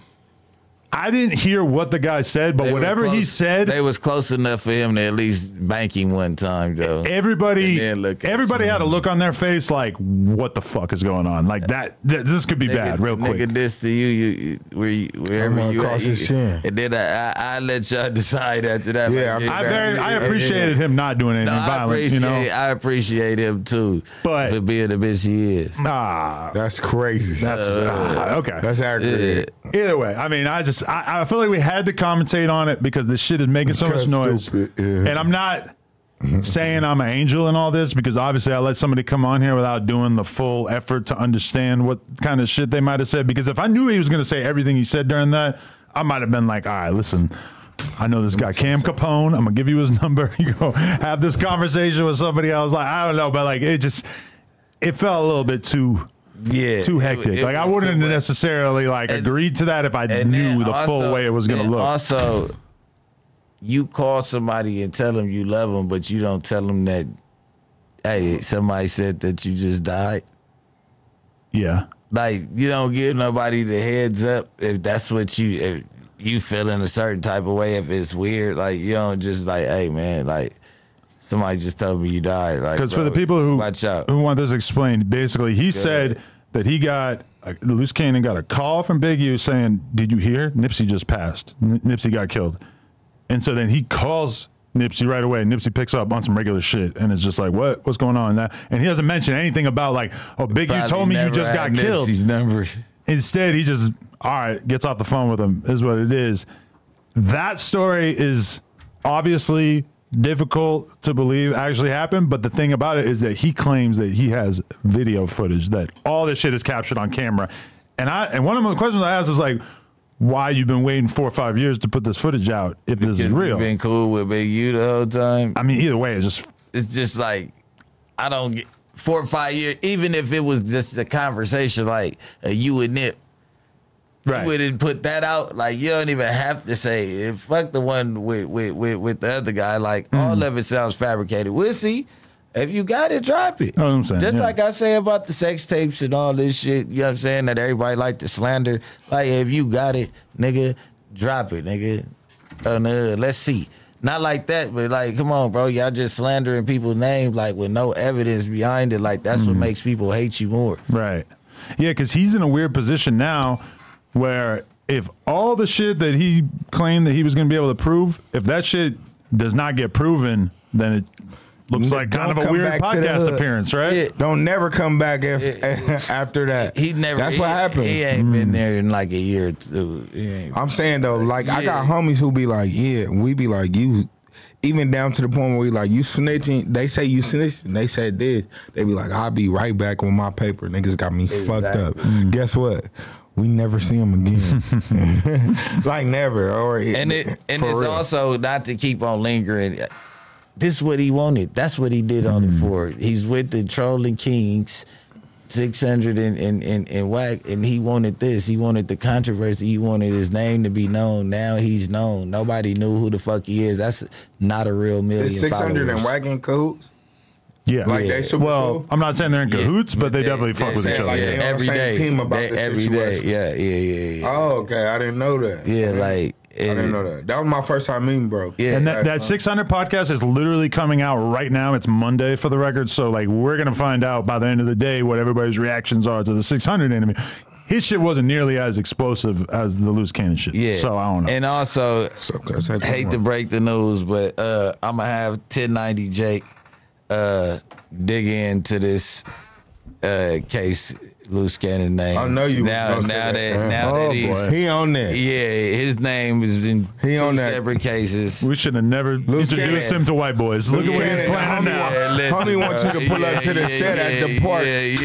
Yeah, Teddy. Oh, he know the homie wants you to pull up to the set at the park, bro, and run that 23rd Street and show how much of a loose cannon you in. He just said that he was gonna slap and spit on me and all that. He didn't say that. Today, any day, you need that. You can meet me wherever. You do need that. 100% we can squabble. I didn't know he said that. Everybody. He said he was gonna spit on him. Nah, he didn't say it in that interview. He just said it on Clubhouse. He just said it on Clubhouse, wherever he said it or however he said it. I need you to So I told everybody, if y'all can get him over there, man, I'd go ahead and squabble him today. He was talking to me earlier about it. I'm like, why you want to fight? Cause I didn't even know. How many homies called in while I was just right there? They start calling like, what's up with Cub? I'm like, they ready to. I'm like, nah, nigga, I'm gonna do it till y'all can get a back fade or something, man. I get Cub. He's not a loose cannon like that. I can look at Cuz and tell he ain't no loose cannon. It's his cannon just loose. I can tell that because he let Wack play with him and his girl. Ouch. That was interesting. Ouch. You probably won't play with me and my girl. Nobody in the whole world like you. Like, yeah, he was fucking Black China like that. Why are you fucking up my livelihood? Yeah, but it's kind of like if you agree to go on a fucking podcast with Wack and Adam, you can't just like get offended right away, right? You got to kind of like ride out some of the craziness and shit. Though. He's softer though. You could tell that. He's softer though. Because even she was talking to him viciously. Crazy.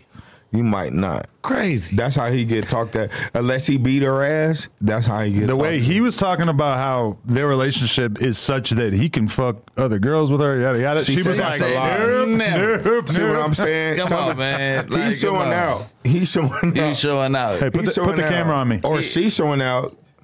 This nigga played too much. Yo, I don't want to hit. You ready for Vegas? Is you ready for Vegas? I probably won't drink once the whole time I'm in Vegas. Yeah. I'm going to the oyster bar. Till I get there. You coming? Oh, yeah. You coming? Yeah. What's up, cuz? Come on. Come on. Nah.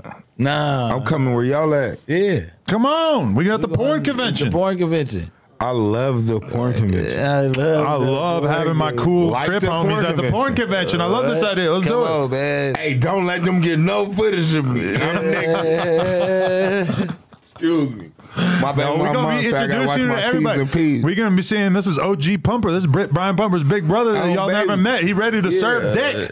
Yeah. Girls, line up. Drop balls. So the event that I'm booked at, it has a, am I supposed to say this or is it illegal? Air it out. What? Air it out. Well, probably. If you think it might be illegal, it's probably illegal. It's like an orgy room. Like, do they have orgy rooms at not at the porn convention, bro? Because at the porn convention, it's like you're not allowed to have nipples out. You're not allowed to have any kind of nudity, porn shown, whatever. Everything. Like if you just walked around, because it's like the venue, the casinos, whatever. They don't want like a bunch of nudity and crazy shit or whatever. And I think that I just snitched. I remember when it used to be at the Hard Rock Cafe or the Hard Rock Hotel or whatever. There used to be hella girls just like walking through the hallways and shit, and they're wearing like the most scandalous outfits you ever seen in your life. Used to be down in the casino, and it's kind of weird because I've been there a million times. Even though you were at the Hard Rock, which is gone now, it's like I don't know. There's like families around and shit. So you got girls walking around butt fucking naked in there, So I feel like now they try to keep all the craziness kind of secluded. You got to stay at the Circle one time while you down there. The Circle? Circle. It's like you been there before. It's an all adult hotel. It's the newest. It's big, plush, all of that shit. But it's like they're trying to redo the Fremont shit, right? But it's not in the middle of the Fremont. It got the biggest sports book. Look up the Circle, but it's all adult hotel. They should throw it there because you can't even come in unless you're 21. Your mama just got the kids too, can stay there. Nothing. Your mama just got the kids. He's getting geeked up. Crip. So you're comfortable with you would go to the porn convention with your man? What? Okay, you trust him. I like that. Yeah. Okay. She gonna do it with her. Right. With them. No, they'll love you because any like pretty girl that goes to the porn convention, all the porn stars are fucking with them. The truth, because they love the civilians. She didn't do what Loose Cannon did. She didn't just. I'm having foursome. She talking about I'm trying. When somebody said they had a sixsome recently, and we kind of felt like they was acting like we ain't do that much. Sixsome is. There's a lot going on. I'm the only nigga in there. Who said I'm the only nigga in there. Huh? Who was me? You seen that? That's shout out to my Bay Area niggas. That's for y'all. Yeah. But I'm about to say, but yeah, no. Me and my bitch gonna go and have fun. That's what we gonna go do. Yeah, enjoy ourselves. I think the most you beat me with 6. No. I only have 4. Yeah, I only had both. I was about to say. He faked like he beat me with 6, but I did my thing. That's the most condoms I ever used. What the fuck, condoms? All right, so I'm gonna be. That's what I was about to say. My bad. I didn't. No speaking English. I never heard that shit. At least y'all know what type of nigga I am. But this is the squadron that I'm gonna be staying with out there. These 7 girls, maybe more too. All right, but like it's crazy because I've been to the porn convention 2 other times. And never have I ever fucked anybody besides my girl at the porn convention because let's be real, like, is so much like this is what our average day is like. Some of the girls got to get up and get in hair and makeup at like 6, 7 in the morning. Mm-hmm. So then we take off to the porn convention and shit. Once everybody's ready, probably by like 1 or 2, we in there for like 4 hours, taking photos, doing whatever, mingling with everybody, go home for like a quick little break or whatever, dinner. Then there's all these like parties, clubs, fucking all this bullshit that you got to do. We actually have our first ever strip club booking. So I would like to invite everybody watching this. Actually, I would love to throw this out there. We could throw it on the screen. Even Adam and Lena, Friday, January 26th. If you want to party with us, the after party is being hosted at the Peppermint Hippo, which I know you heard of the Spearmint Rhino, right? Rhino, well, shit, we got the evil devil version, the Peppermint Rhino, the Peppermint Rhino, no, the Peppermint Hippo.com. The flyers on my Instagram. Pull up. We be in there. You want to holler at me? You want to holler at Sharp Bricc, DW Flame, allegedly? Hey, no, not allegedly. No cap. Her mom just came and got the kids randomly. God working. I love that for you. But also on top of that, God's working. You did say you were going to come out on New Year's. No, you didn't. You never followed up. You never hit me up. You're supposed to hit me up. Then I see you on your story. Hey, I got the function. Anyone who trying to pull up, holler at me. Oh my gosh! I had cuz up a week later. Cuz low key like you was drunk the last podcast. I was not okay. Don't make it like I'm an angry school teacher or some shit. Oh yeah, damn. They say you showed it. I'm like, bro. Bro, Adam, if I do a lot of scolding. Don't make it out like I was scolding you when I wasn't scolding you. Hold on, but if I was able to keep it as G as I want, as G as you know I am, you wouldn't understand why I even had a situation in this motherfucker. Could you catch it? Look at me. Okay, but you were really in a situation. Hold on, no. If you were really in a situation, like, you wouldn't be blackout drunk in this bitch. Nah, but he's talking about the whoop? Not getting what I'm trying to say. I walked in this bitch with the whoop. Nah, that's still going too far. I can't tell you. I got to tell you off camera. And when I tell you off camera, you going to be like 100% DW. You going to understand me after that. You were fighting demons, so you had to face some tequila that night? Why are people telling me that you're not a drinker when you've had a bottle of tequila? I had to buy it one time. That's every time because I carry myself well. I saw it. That's because I come from with the black crowd, the white crowd, the Asian crowd, the mixed crowd, the Tiger Woods who think they white but black. And like, you know what I'm saying? Type shit. Me? Huh? I'm a Tiger Woods. No. I'm just a regular white guy. You Eminem. But I'm not like a Jack Harlow, right? Am I Eminem? You like hip hop royalty. I'm really complimenting you. You my favorite white boy right now. Y'all heard it. You be hella comfortable around some people you ain't supposed to be comfortable. A little too comfortable, yeah. You cool with niggas, even though a lot of niggas don't like you. You were cool with niggas.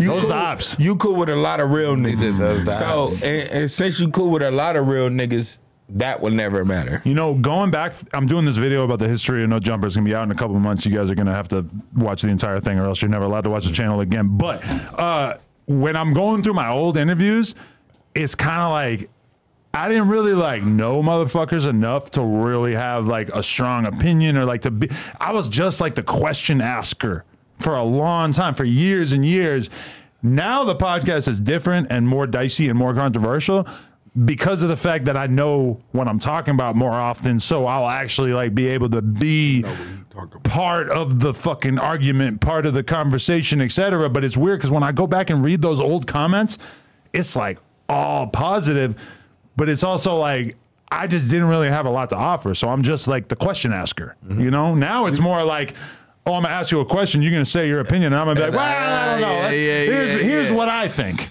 Yeah. And that's a little different for the audience. Yeah. You know? Now you know something. Yeah. Now I know a little you've something. Been around. You've been around. It's different. It's like I'm watching the persona evolve, and sometimes I'm like, well, maybe I should go back to that a little bit. Yeah, because they love the like underground rapper doing a Joe Rogan thing, like a Joe Rogan interview, which is like, I don't know how many of you watch, but like a Joe Rogan interview is like 3-4 hours of Joe Rogan talking to you about fucking whatever. Like, you seen any good documentaries lately? Oh, so let me tell you about some science shit I read about last week. Or, you know, like Joe Rogan, he will talk to the most famous fucking dude, the most legendary dude about nothing, the most random shit. Yeah, my attitude, that's low-key genius. It is genius, but my attitude is more like, okay, I got this guy in front of me. I'm gonna ask him the best shit that I can ask, and the most interesting. I'm gonna make this as good as possible. But like earlier when I was doing that Rowdy Rax interview, and we're kind of like talking about his music a lot, and it's not really like a super controversial interview or whatever. I'm kind of feeling like this is like a little bit more like why the people love the shit early on, because it was a little bit more, let's just talk about whatever. I was talking to him about his sleep schedule for a significant portion of the interview. Like, what time you get up? What time you go to bed? You try to fuck with him. No, I'm just like asking him like normal shit that like on a one-on-one like person level. Like, I'm not necessarily, it's not like the mixiest shit, but it's like real human being ask questions, you know? Trying to think, are we normal people? To me, mostly, yeah. I think I'm normal. You're pretty normal to me. But I think that people think I'm not normal. I've known you for a long time. But you're not. You let the nice guy side of you show, the chill, normal person side of you show. A lot of gang members, it's like tough guy, 24/7. That's it. Right. I whoop they ass. That's boring. Yeah, when you know that, when you know you got it, you can act funny as you want to. Because I know where I'm going. I'm cool as a motherfucker. That's cool. Like, I know that's regular. Like, that's what we did our whole life. I go home and that's being funny. That's my girl. Exactly. And I laugh at home and I take care of my kid. And I whoop a nigga fast and I put it in, you know what I'm saying? Yeah. Sneaky. Type shit. Type shit. Type shit. I like it. All right, so we talked about Loose Cannon. We talked about me seeing an op at the ballet recital. What about that bullshit? I'm gonna apologize if I see him again. Yeah. Hopefully. Yeah. It might be kind of awkward because there's part of me in my head that's like, dude, he might not accept the apology. He might just be like, fuck you, you're a weirdo. Nah, I don't think so. Did you punch him again or what? At the recital would be lit. That's what? Bro. And also, I just want to say this. I'm at the fucking ballet recital, right? Fucking homeless lady walks by pushing a little, like, you know, like carrier thing, bunch of bullshit, whatever. She homeless as fuck. She got long gray hairs growing out of her chin, whatever. Yeah. This bitch picked the right area to go in. I'm watching multiple parents hand her like $5, $10, handful of ones, whatever. I'm like, oh shit. She been doing this shit. You could be hustling for dollar bills downtown for the rest of your life. You're not gonna get that many fucking dollar bills thrown at you. But we in a nice ass area. Yeah. So she picked, but I think that there's like a homeless encampment around the corner. Like there's an area where they got hella tents and shit. Yeah. So I'm like, damn, like she really picked the illest spot for this. Listen. She know the truth. Those homeless people that's in Beverly Hills, like on she got in her car that, right after. I chopped it up with a random dude. I'm not gonna say what race he was or nothing because he's still down there. He said that he make $800, damn near $500 to $800 a day. A day? A day. Just asking people for money. Big dog. In Beverly Hills. He on some big dog shit.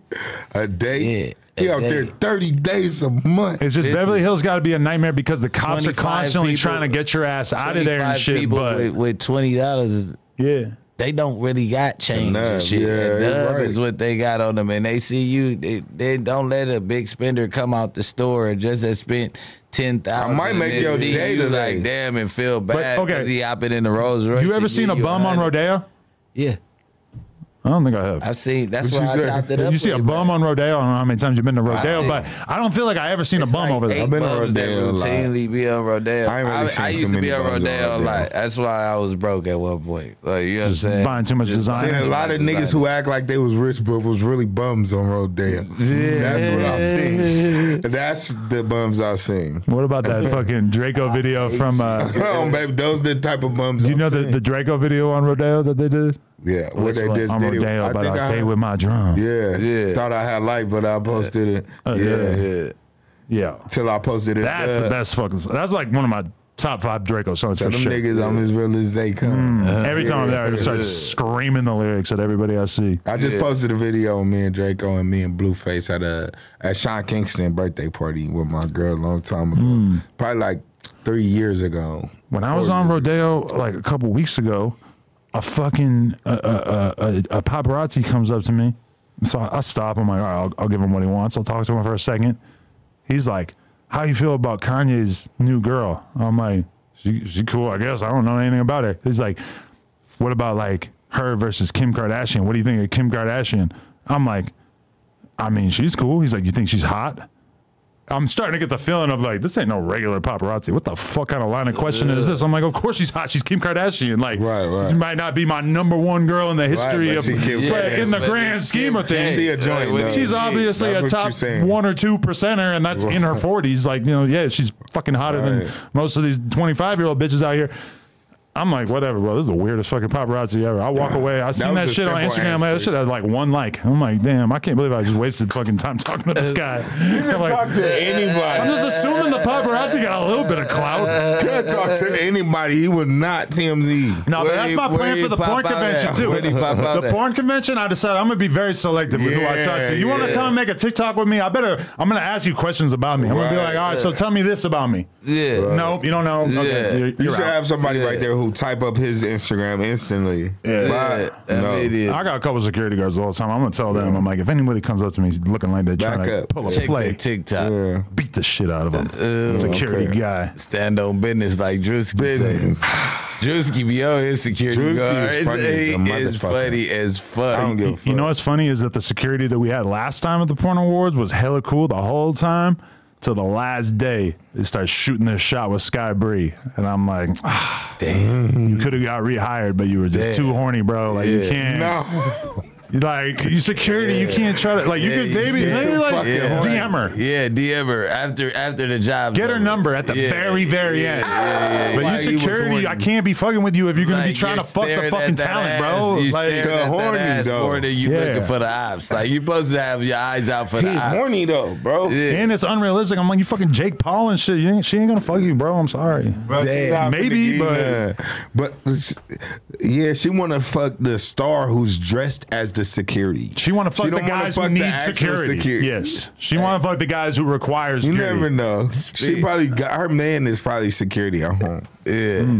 Well, she got like a normal man. She got a normal security guard at home. She found her way with a guy who's a little bit more on the normal side of shit. But you know. What you see, Charleston White thought I'd call you. Let's talk about that. I know you're already talking about on the news, but give me a quick rundown. So where he was at? Where y'all was at? I seen it on your. So his homies were in the club with y'all. No, you wasn't even there. No. It made it look like you was there. He's a troll now. He's on my time. Because when my first fight, Charleston White was a part of the fight where he pepper sprayed the nigga. Oh, you were there for that. And you won that fight. He's the only dude that got paid at the fight. Only nigga who got paid for that. Everybody else checked. If you watch the video when the nigga got pepper sprayed, I'm the nigga who yelling, "What the fuck are y'all doing?" His homies. I'm like, my brother and them, we would have blitzed Charleston White. Hell yeah! I was so mad, but the nigga, shout out to the nigga who was in on it with Charleston White. He's a bitch too. This is another one of my moments. Oh God,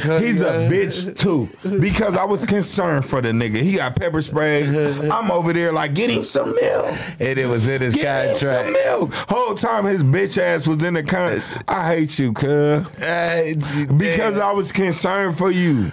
plug you don't get me to caring because I really ain't supposed to be caring. I ain't supposed to be caring. Now I'm a Crip. And you knew you was getting pepper spray for the past 6 months. And then him and Charleston White, I'm like, yeah, when you see him next time, y'all better get on each other. And Charleston White walk right past him. He walk right. He like, man, I don't want to do that because I don't want to mess up y'all money. Well, I'm like, you was a bitch. At that point, but turned out me, Charleston White, and Sauce Walker probably the only niggas who got paid from the whole boxing thing. They went bankrupt. Even the boxers.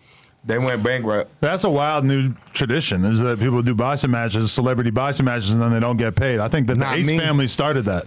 We got on. Me and my brothers walked up to the nigga who was running the program first and got on Cuz and let her know that if I don't, I will die about this money. Well, I know. I need this money. You probably both, but like you definitely have played shows before, right? Where you're guaranteed X amount of dollars, and then you play the show. And as the night goes on and the building's maybe not filling up quite as much as they thought it was going to fill up, you start to kind of get the vibe from the promoter. He's not going to try to pay me the full amount. He's going to try to give me some bullshit and tell me this is why I got to pay you this instead. Yeah, but now they doing that in boxing matches. Like, they told me I spent months training to be able to fuck somebody up, and you're not going to give me my $3,000 or whatever the fuck they're supposed to get paid for this shit. But they told me 2 weeks before the fight. Oh yeah, see. So I dropped all the drink and the stuff I was doing and started training for 2 weeks. Got in there. I'm still tired. Yeah. I'm glad it was Moneybag Rose. Yeah, that was the perfect nigga to have because I was tired too. While I asked him while we was boxing. I'm like, "You tired, huh?" He looked like this. He was like, "I'm like, oh yeah, perfect," because I'm tired too. But I seen the fucking dude who ran the thing. He was scared. Shout out Moneybag Rose. No, it wasn't filled up in there. I seen it. I seen him moving weird. Me and my brother walked over to him. I'm like, look, I don't fight for free. I don't even fight. I ain't even a boxer. Yeah. You know what I'm saying? But for some money, I will. It's like, I got you. I'm like, you better have me. Yeah. We around him, though, like this. Yeah. He like, I got you. Cool. So he wired me the money the next day. Everybody else check bounced. Everybody else check bounced, bro. It's good to be the one dude who got paid. Yeah. I'm that one. I bet Charleston got paid. No, the excuse, Charleston got paid. Yeah. This is why but they put it under another little corporation. This is why they should get sued, because in the contract, the pepper spray was a part of the contract. Yeah. Oh, I as soon as I saw that, I didn't even bother to talk about it. I was like, this is a lick. This is a cloud opportunity. Because we probably wouldn't even know about that boxing match if it wasn't for that. Yeah. The pepper spray, it was watered down pepper spray. But it was real enough for you to say. You feel a little something. They blamed the ticket sales on Charleston White not being able to fight in the arena. But you playing good to fight. Even when you seen him spray Sauce Walker and they crew. Yeah, he never was. Them niggas all ran in the building. If he sprayed me and the crew, we gonna fuck you up, bro. Somebody ain't get hit. He only sprayed like 2, 3 of them. You see, you dropped the whole pack of cigarettes. They all over the ground. I told him that. I'm gonna grab it for you. I told him. Oh, wow. I told you that a long time ago. Yeah, him. I didn't want to promote the brand. Yeah. Fuck Camel. Fuck Camel. Back on the ground. We'll beat Camels up. So now that we've arrived here, shout out to my man Dejan Paul. No Jumper veteran / runs the Day in LA podcast / makes the Rap Report card. It's out. Just as a general consensus, I'm going to throw this out there as my first observation.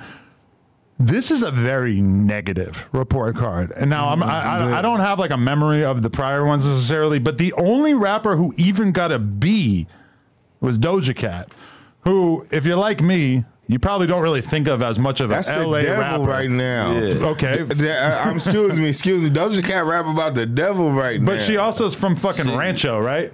She's not an LA rapper around here. Listen, I'm gonna summarize the people who got good grades by saying that Doja Cat got a B+. People who got a C overall: OGZ, Kendrick Lamar. What the fuck? Kalen for real. Joe Moses. What the fuck? Jason Cash got a C. I swear this is gonna be like a short list because there's like almost nobody else who got a C. Blast got a C. Big Sad got a C. AZ Chike got a C. And then 03 Greedo got a C. There are some. I would like to be a consultant on this next time. I'd like to be a consultant on this. Let me give you one thing that I kind of disagree with. 03 Greedo. Overall got a 77, which is a C, which is like compared to everybody else, seems pretty good, right? And when I'm looking at all his ratings and stuff, I'm like, okay, beat selection's a 9, consistency is a 10, flow is a 10, cadence is a 10. Because to me, Greedo's like the hottest or one of the hottest rappers out of LA. You know, obviously for sure. A little bit of a, he hasn't maybe taken off after prison the same way that wave was crazy. But I feel like Greedo is like any day he could drop a song and be fully and cracking it again, right? Yeah. Greedo has a 4 under style. His style should be a 10. I feel like Greedo wears more designer. All he got is style. Damn near anybody else on this list. That's about fashion. Yeah, that's what I think of his style. I can't debate with that. Yeah, I don't know about his style. That one surprised me. I can't. I don't know. He does wear a lot of design. I don't pay attention to it, but he just came home. If you give it to me though, if you watch Desto though, like Desto be having style. Yeah, you know what I'm saying. All his shit is that shit. Desto did not make this. But if you see, but I'm saying, but if you see Desto with it on, sometime you like, okay, that one cool. That's cool. Yeah, whatever. But it's that shit that he makes. Yeah. So I would give Desto a 10. Like, you know what I'm saying? But in real life, if he wasn't Desto, you know what I'm saying? That's probably like a 7 sometimes. But that shit new. Every time he got it on. And he putting it together with designer to show. I mean, hey, with Greedo too, he put on that shit, but I can't say it's that shit. It ain't that shit. That shit gotta hurt some feelings too, because the Baby Stone Gorilla's out here with a 3 in style. Listen, I ain't even know. If I'm some rappers, I'm way more down for you to. Here he is, the devil himself. Oh yeah. If I, I'm can on we get a mic going for him? Oh, you came in at the perfect time. Pull this nigga up. Press cut. Your ass. Grab another mic. Get it. Let's go. Yeah. Huh?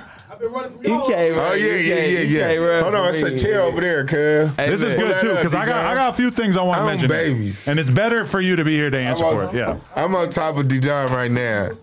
Because I've been seeing an LA rap report card. I'm like, this got to just be an LA rap report card because I don't see Long Beach on it. My overall opinion of this too, though, is my man is a genius because realistically, that would have been dope. Nobody knew who Dejan Paul was until a couple years ago, but he has made himself a constant presence in the conversation through this shit. Before a lot of these niggas, hold on, turn this on. Is it on? Before a lot of these niggas, I came through.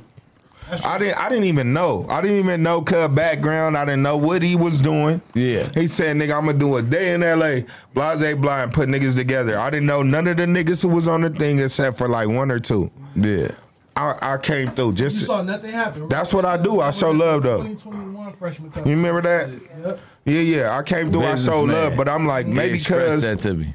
I'm like, no, ain't nothing ever gonna happen with me. Never. Ain't nothing never gonna happen. Why with me. you give Greedo? Why don't you like Greedo's clothes? Huh? He got a 4 in style. Because he just put it all on. He wear a lot of it. Like a project nigga. Project nigga. He have some boots on with some shorts. He don't wear like 3 nice outfits at once. But is this you making this? But hold on, let's get. That's why I say my name at the top. Bobby okay, so nobody else gets a vote on this. This is 100% from your brain. It's not a committee, but me and Remo have some stuff in the works as far as like. Remo. Okay, I just want to make sure I put that out there for the people, cause let's make sure, cause a lot of people work with you thinking you got a committee. This is really your opinion. Just my opinion. I respect that. Yeah. Okay. Yeah.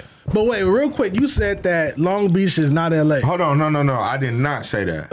Long Beach needs to be included on this. Otherwise, y'all are in no man's land. Look, but you from Long Beach. About a year or 2. No, you barely put me on there. What? Just because you're on the other side? About a year or 2. I'm over there. A year or 2 ago. I'm over there. It's alphabetical. I seen the LA rap report card. Mind you, after I just did this shit with you, I'm like, hold on, cuz there's no way I'm not on here. You know what I'm saying? Or even when you do the interviews, you be bringing niggas through. I'm like, half the niggas on here, I got more emotion than half than everybody. But we talking about music, but then you took it to style. You took it. If you want to, you might as well add motion on there for flan. Because if you want to put motion, put me at a 20. Because I'm the only nigga out here who got 2 TV shows on BET, VH1, on Crip Street, got to do with music. On Insane Crip, who actually making money off their music. Yeah. Okay, a lot of niggas might have. You put one nigga haven't put out a project in a long time. This is correct. This is correct. You have not put out but hold on, a nigga can put out one song today and it's booming, and you put him at right here at 10. No, that's not true. There's not one artist that's new that has a 10 in impact. Not like that, but I'm saying you'll put him like say when Rimble first came out, right? Rimble first came out. Rimble. You like it's Rimble.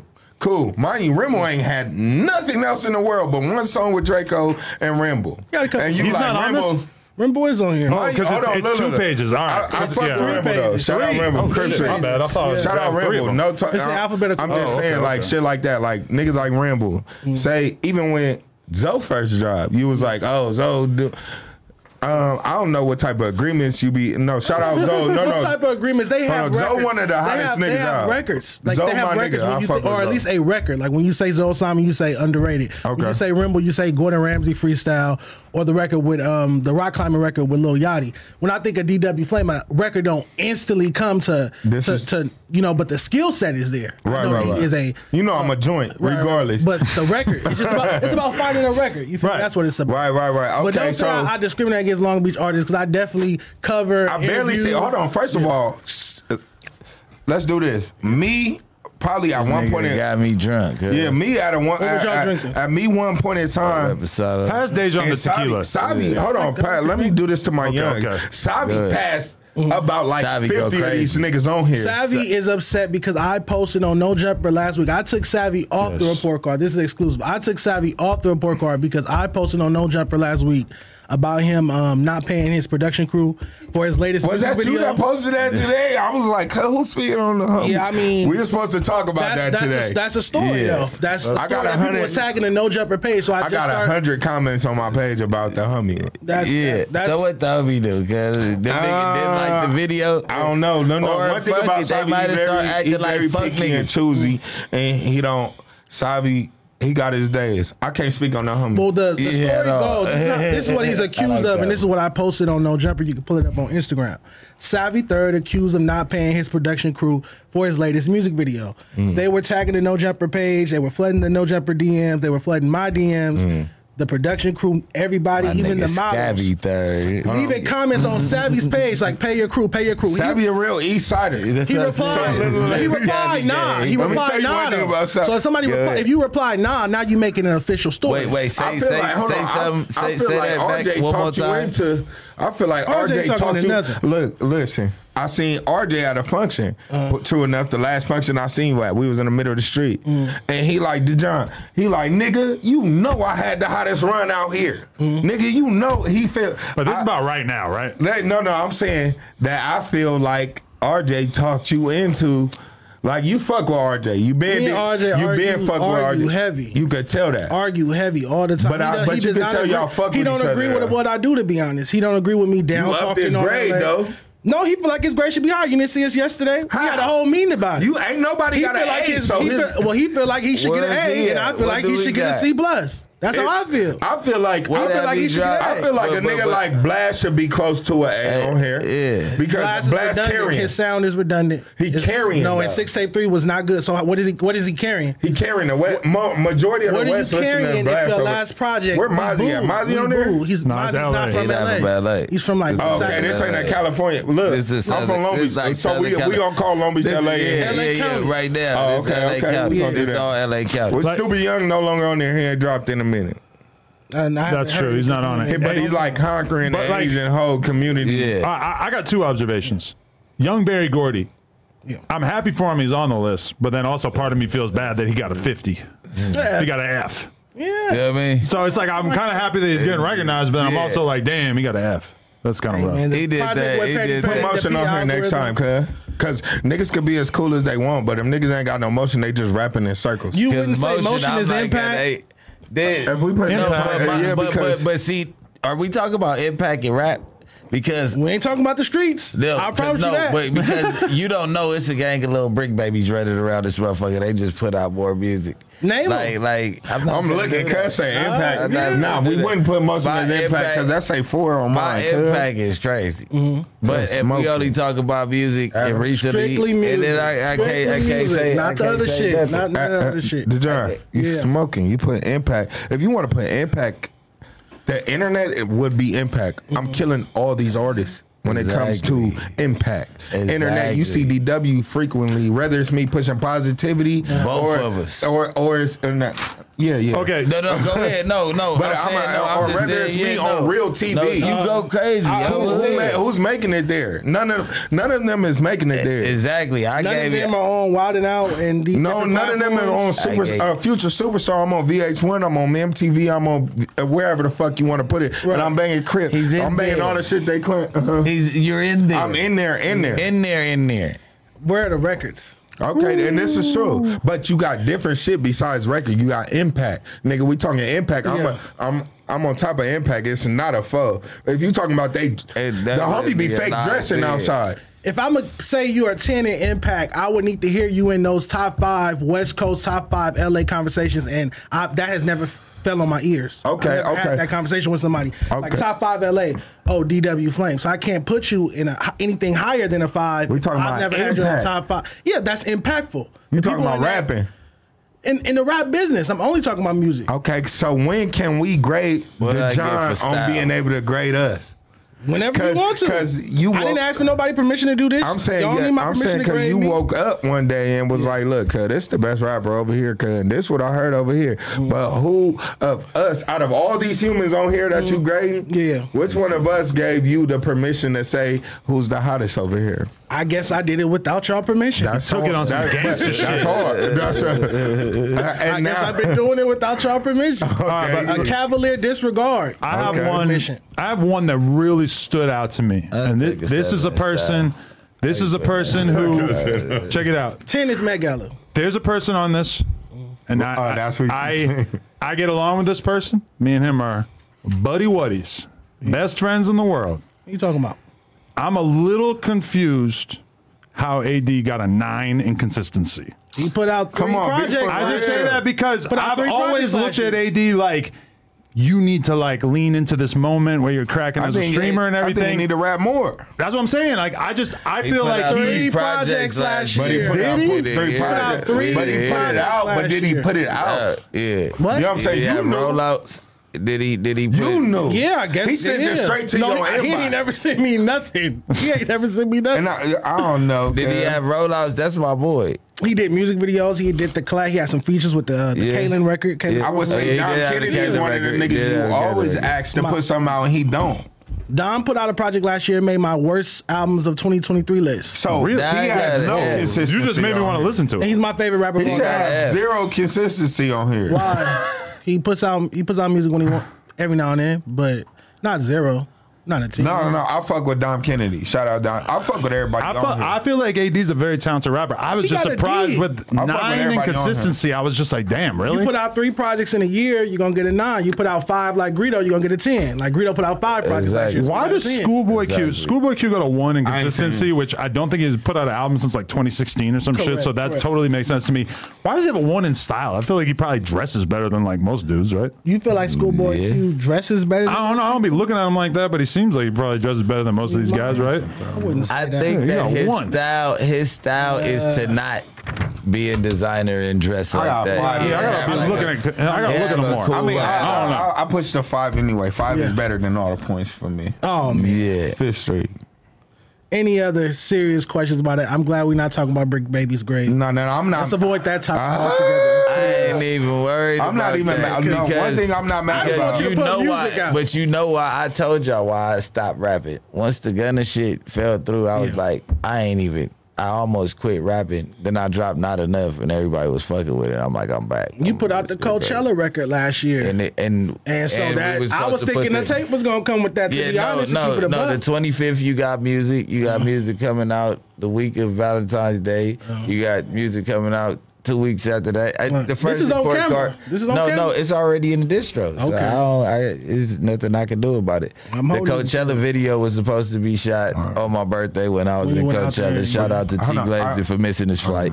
Shout out my cameraman for missing his flight. So one thing I got though, I haven't dropped any projects for a while because the first project I just dropped just to get out the contract with Trey D. Okay, I remember that situation. That wasn't even, that was just songs I threw together. It was never a body of work. All right. What I do have is a body of work coming out on the 23rd of next month called CEO, Creating Every Opportunity, Cripping Every Opportunity. Content over everything. But when you was in that situation with Trey D, I don't know if you remember, but I was one of the only platforms posting that story and rooting for you to get out that situation. I came and fucked with you. I felt it was unfair. I felt it was really unfair. It was unfair for me for a long time. I don't like to see our OGs do that to our new artists. You're not the only person to go through that situation, to keep it so keep it honest. And I wasn't a nigga who talk about OGs. I'm still not a nigga who do that. It had to take it took 7-8 years for me to speak on anything because I really couldn't figure it out after a reason. Just a nigga hating after a while. Yeah. You know what I'm saying? Not letting you drop when you want to. Not letting No, I still was dropping, but nigga was blocking deals that I had. Yeah. I had deals from everybody, literally. And I'm so connected, I can have a nigga walking me in right now and get me a check right now. Yeah. You know what I'm saying? The whole time they like, but man, I don't want to mess with that shit with Trey D. And Trey D over there still claiming me as his artist. Scaring the money away. You know what I'm saying? Not today, but that's what he was doing. Talking about. Right. Yeah. Goddamn. But yeah, no, I ain't never got mad at you over no report card. But I kind of, when I didn't see any, like when I barely seen any Long Beach artists, it ain't too many of us, but it's ones that really stick. Okay. No, you know Supreme Grams is on here. Yeah, who? Supreme Grams is from Long Beach. That's new to me. I don't know that. I support that too. I support that. I see. He got. I support him if he was Long Beach. I support him. G's only. I fuck with this shit in general because I feel like what are you talking R&B singer. There's a lot of rappers in LA who are kind of like being allowed to be deluded into thinking that they're doing a good job. Yeah. And I feel like a lot of rappers need a kick in the ass to be like, listen, you got to step it up. And he's one of the few people that I see actually doing that. Like we'll talk about the rappers that we're into. We'll talk about occasionally like drama, whatever, but it's not like he's really objectively making everybody look at their career and try to come up with an opinion on it. And that's the shit that I still rap better. You see Memphis, you see Detroit, you see Atlanta, you see Florida, you see all these movements. Even Texas, they keep their movement going. You should put together a festival. Like they got D-Baby, Mexican OT, they got Big X the Plug, they got like, okay, you think all the swanger music, they found a new lane in the world is taken to these artists. Like Texas is keeping themselves relevant. California, what are we gonna do?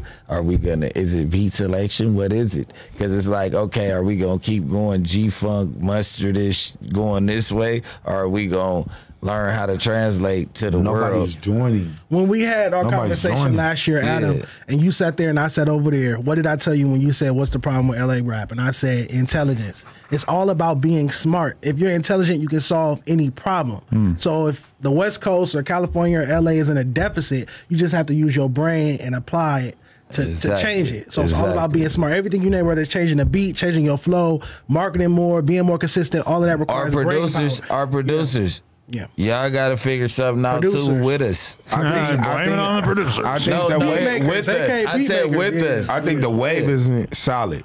Like, you know what I'm saying? Like when that Atlanta mumble rap wave or whatever wave they got, the ratchet wave, everybody on that. And we so much separate. This nigga rap like this or this nigga rap just like that nigga. Yeah. You know what I'm saying? Like, it's a lot of Draco sound.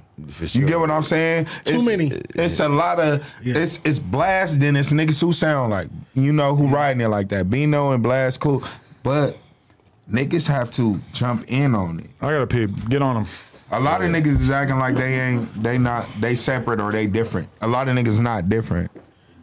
Yeah, they trying to be too different on the West Coast. But that's what versatility is all about, and calling out people for being not versatile, or you feel me, not versatile enough, in my opinion. Because some people feel like I am versatile. I made a lady record. Like, you made one lady song. You feel me? Like, you need to have. And we ain't here. I get that too. And nigga might have made 100 songs. I don't know. Oh yeah, I'm talking about songs that's out, because you can have 1,000 songs on your computer. So I can argue that. I can argue that with you. Like, nigga, you ain't even heard.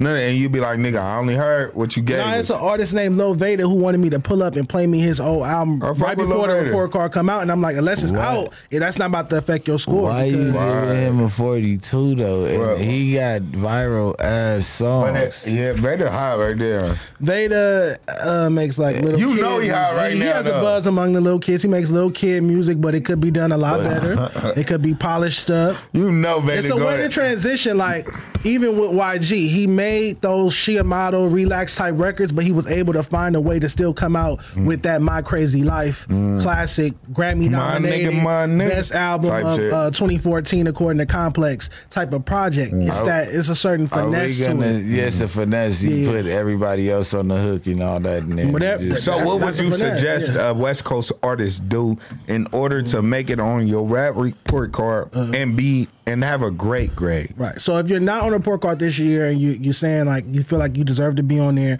I recommend that you get some features from the artists you see on there.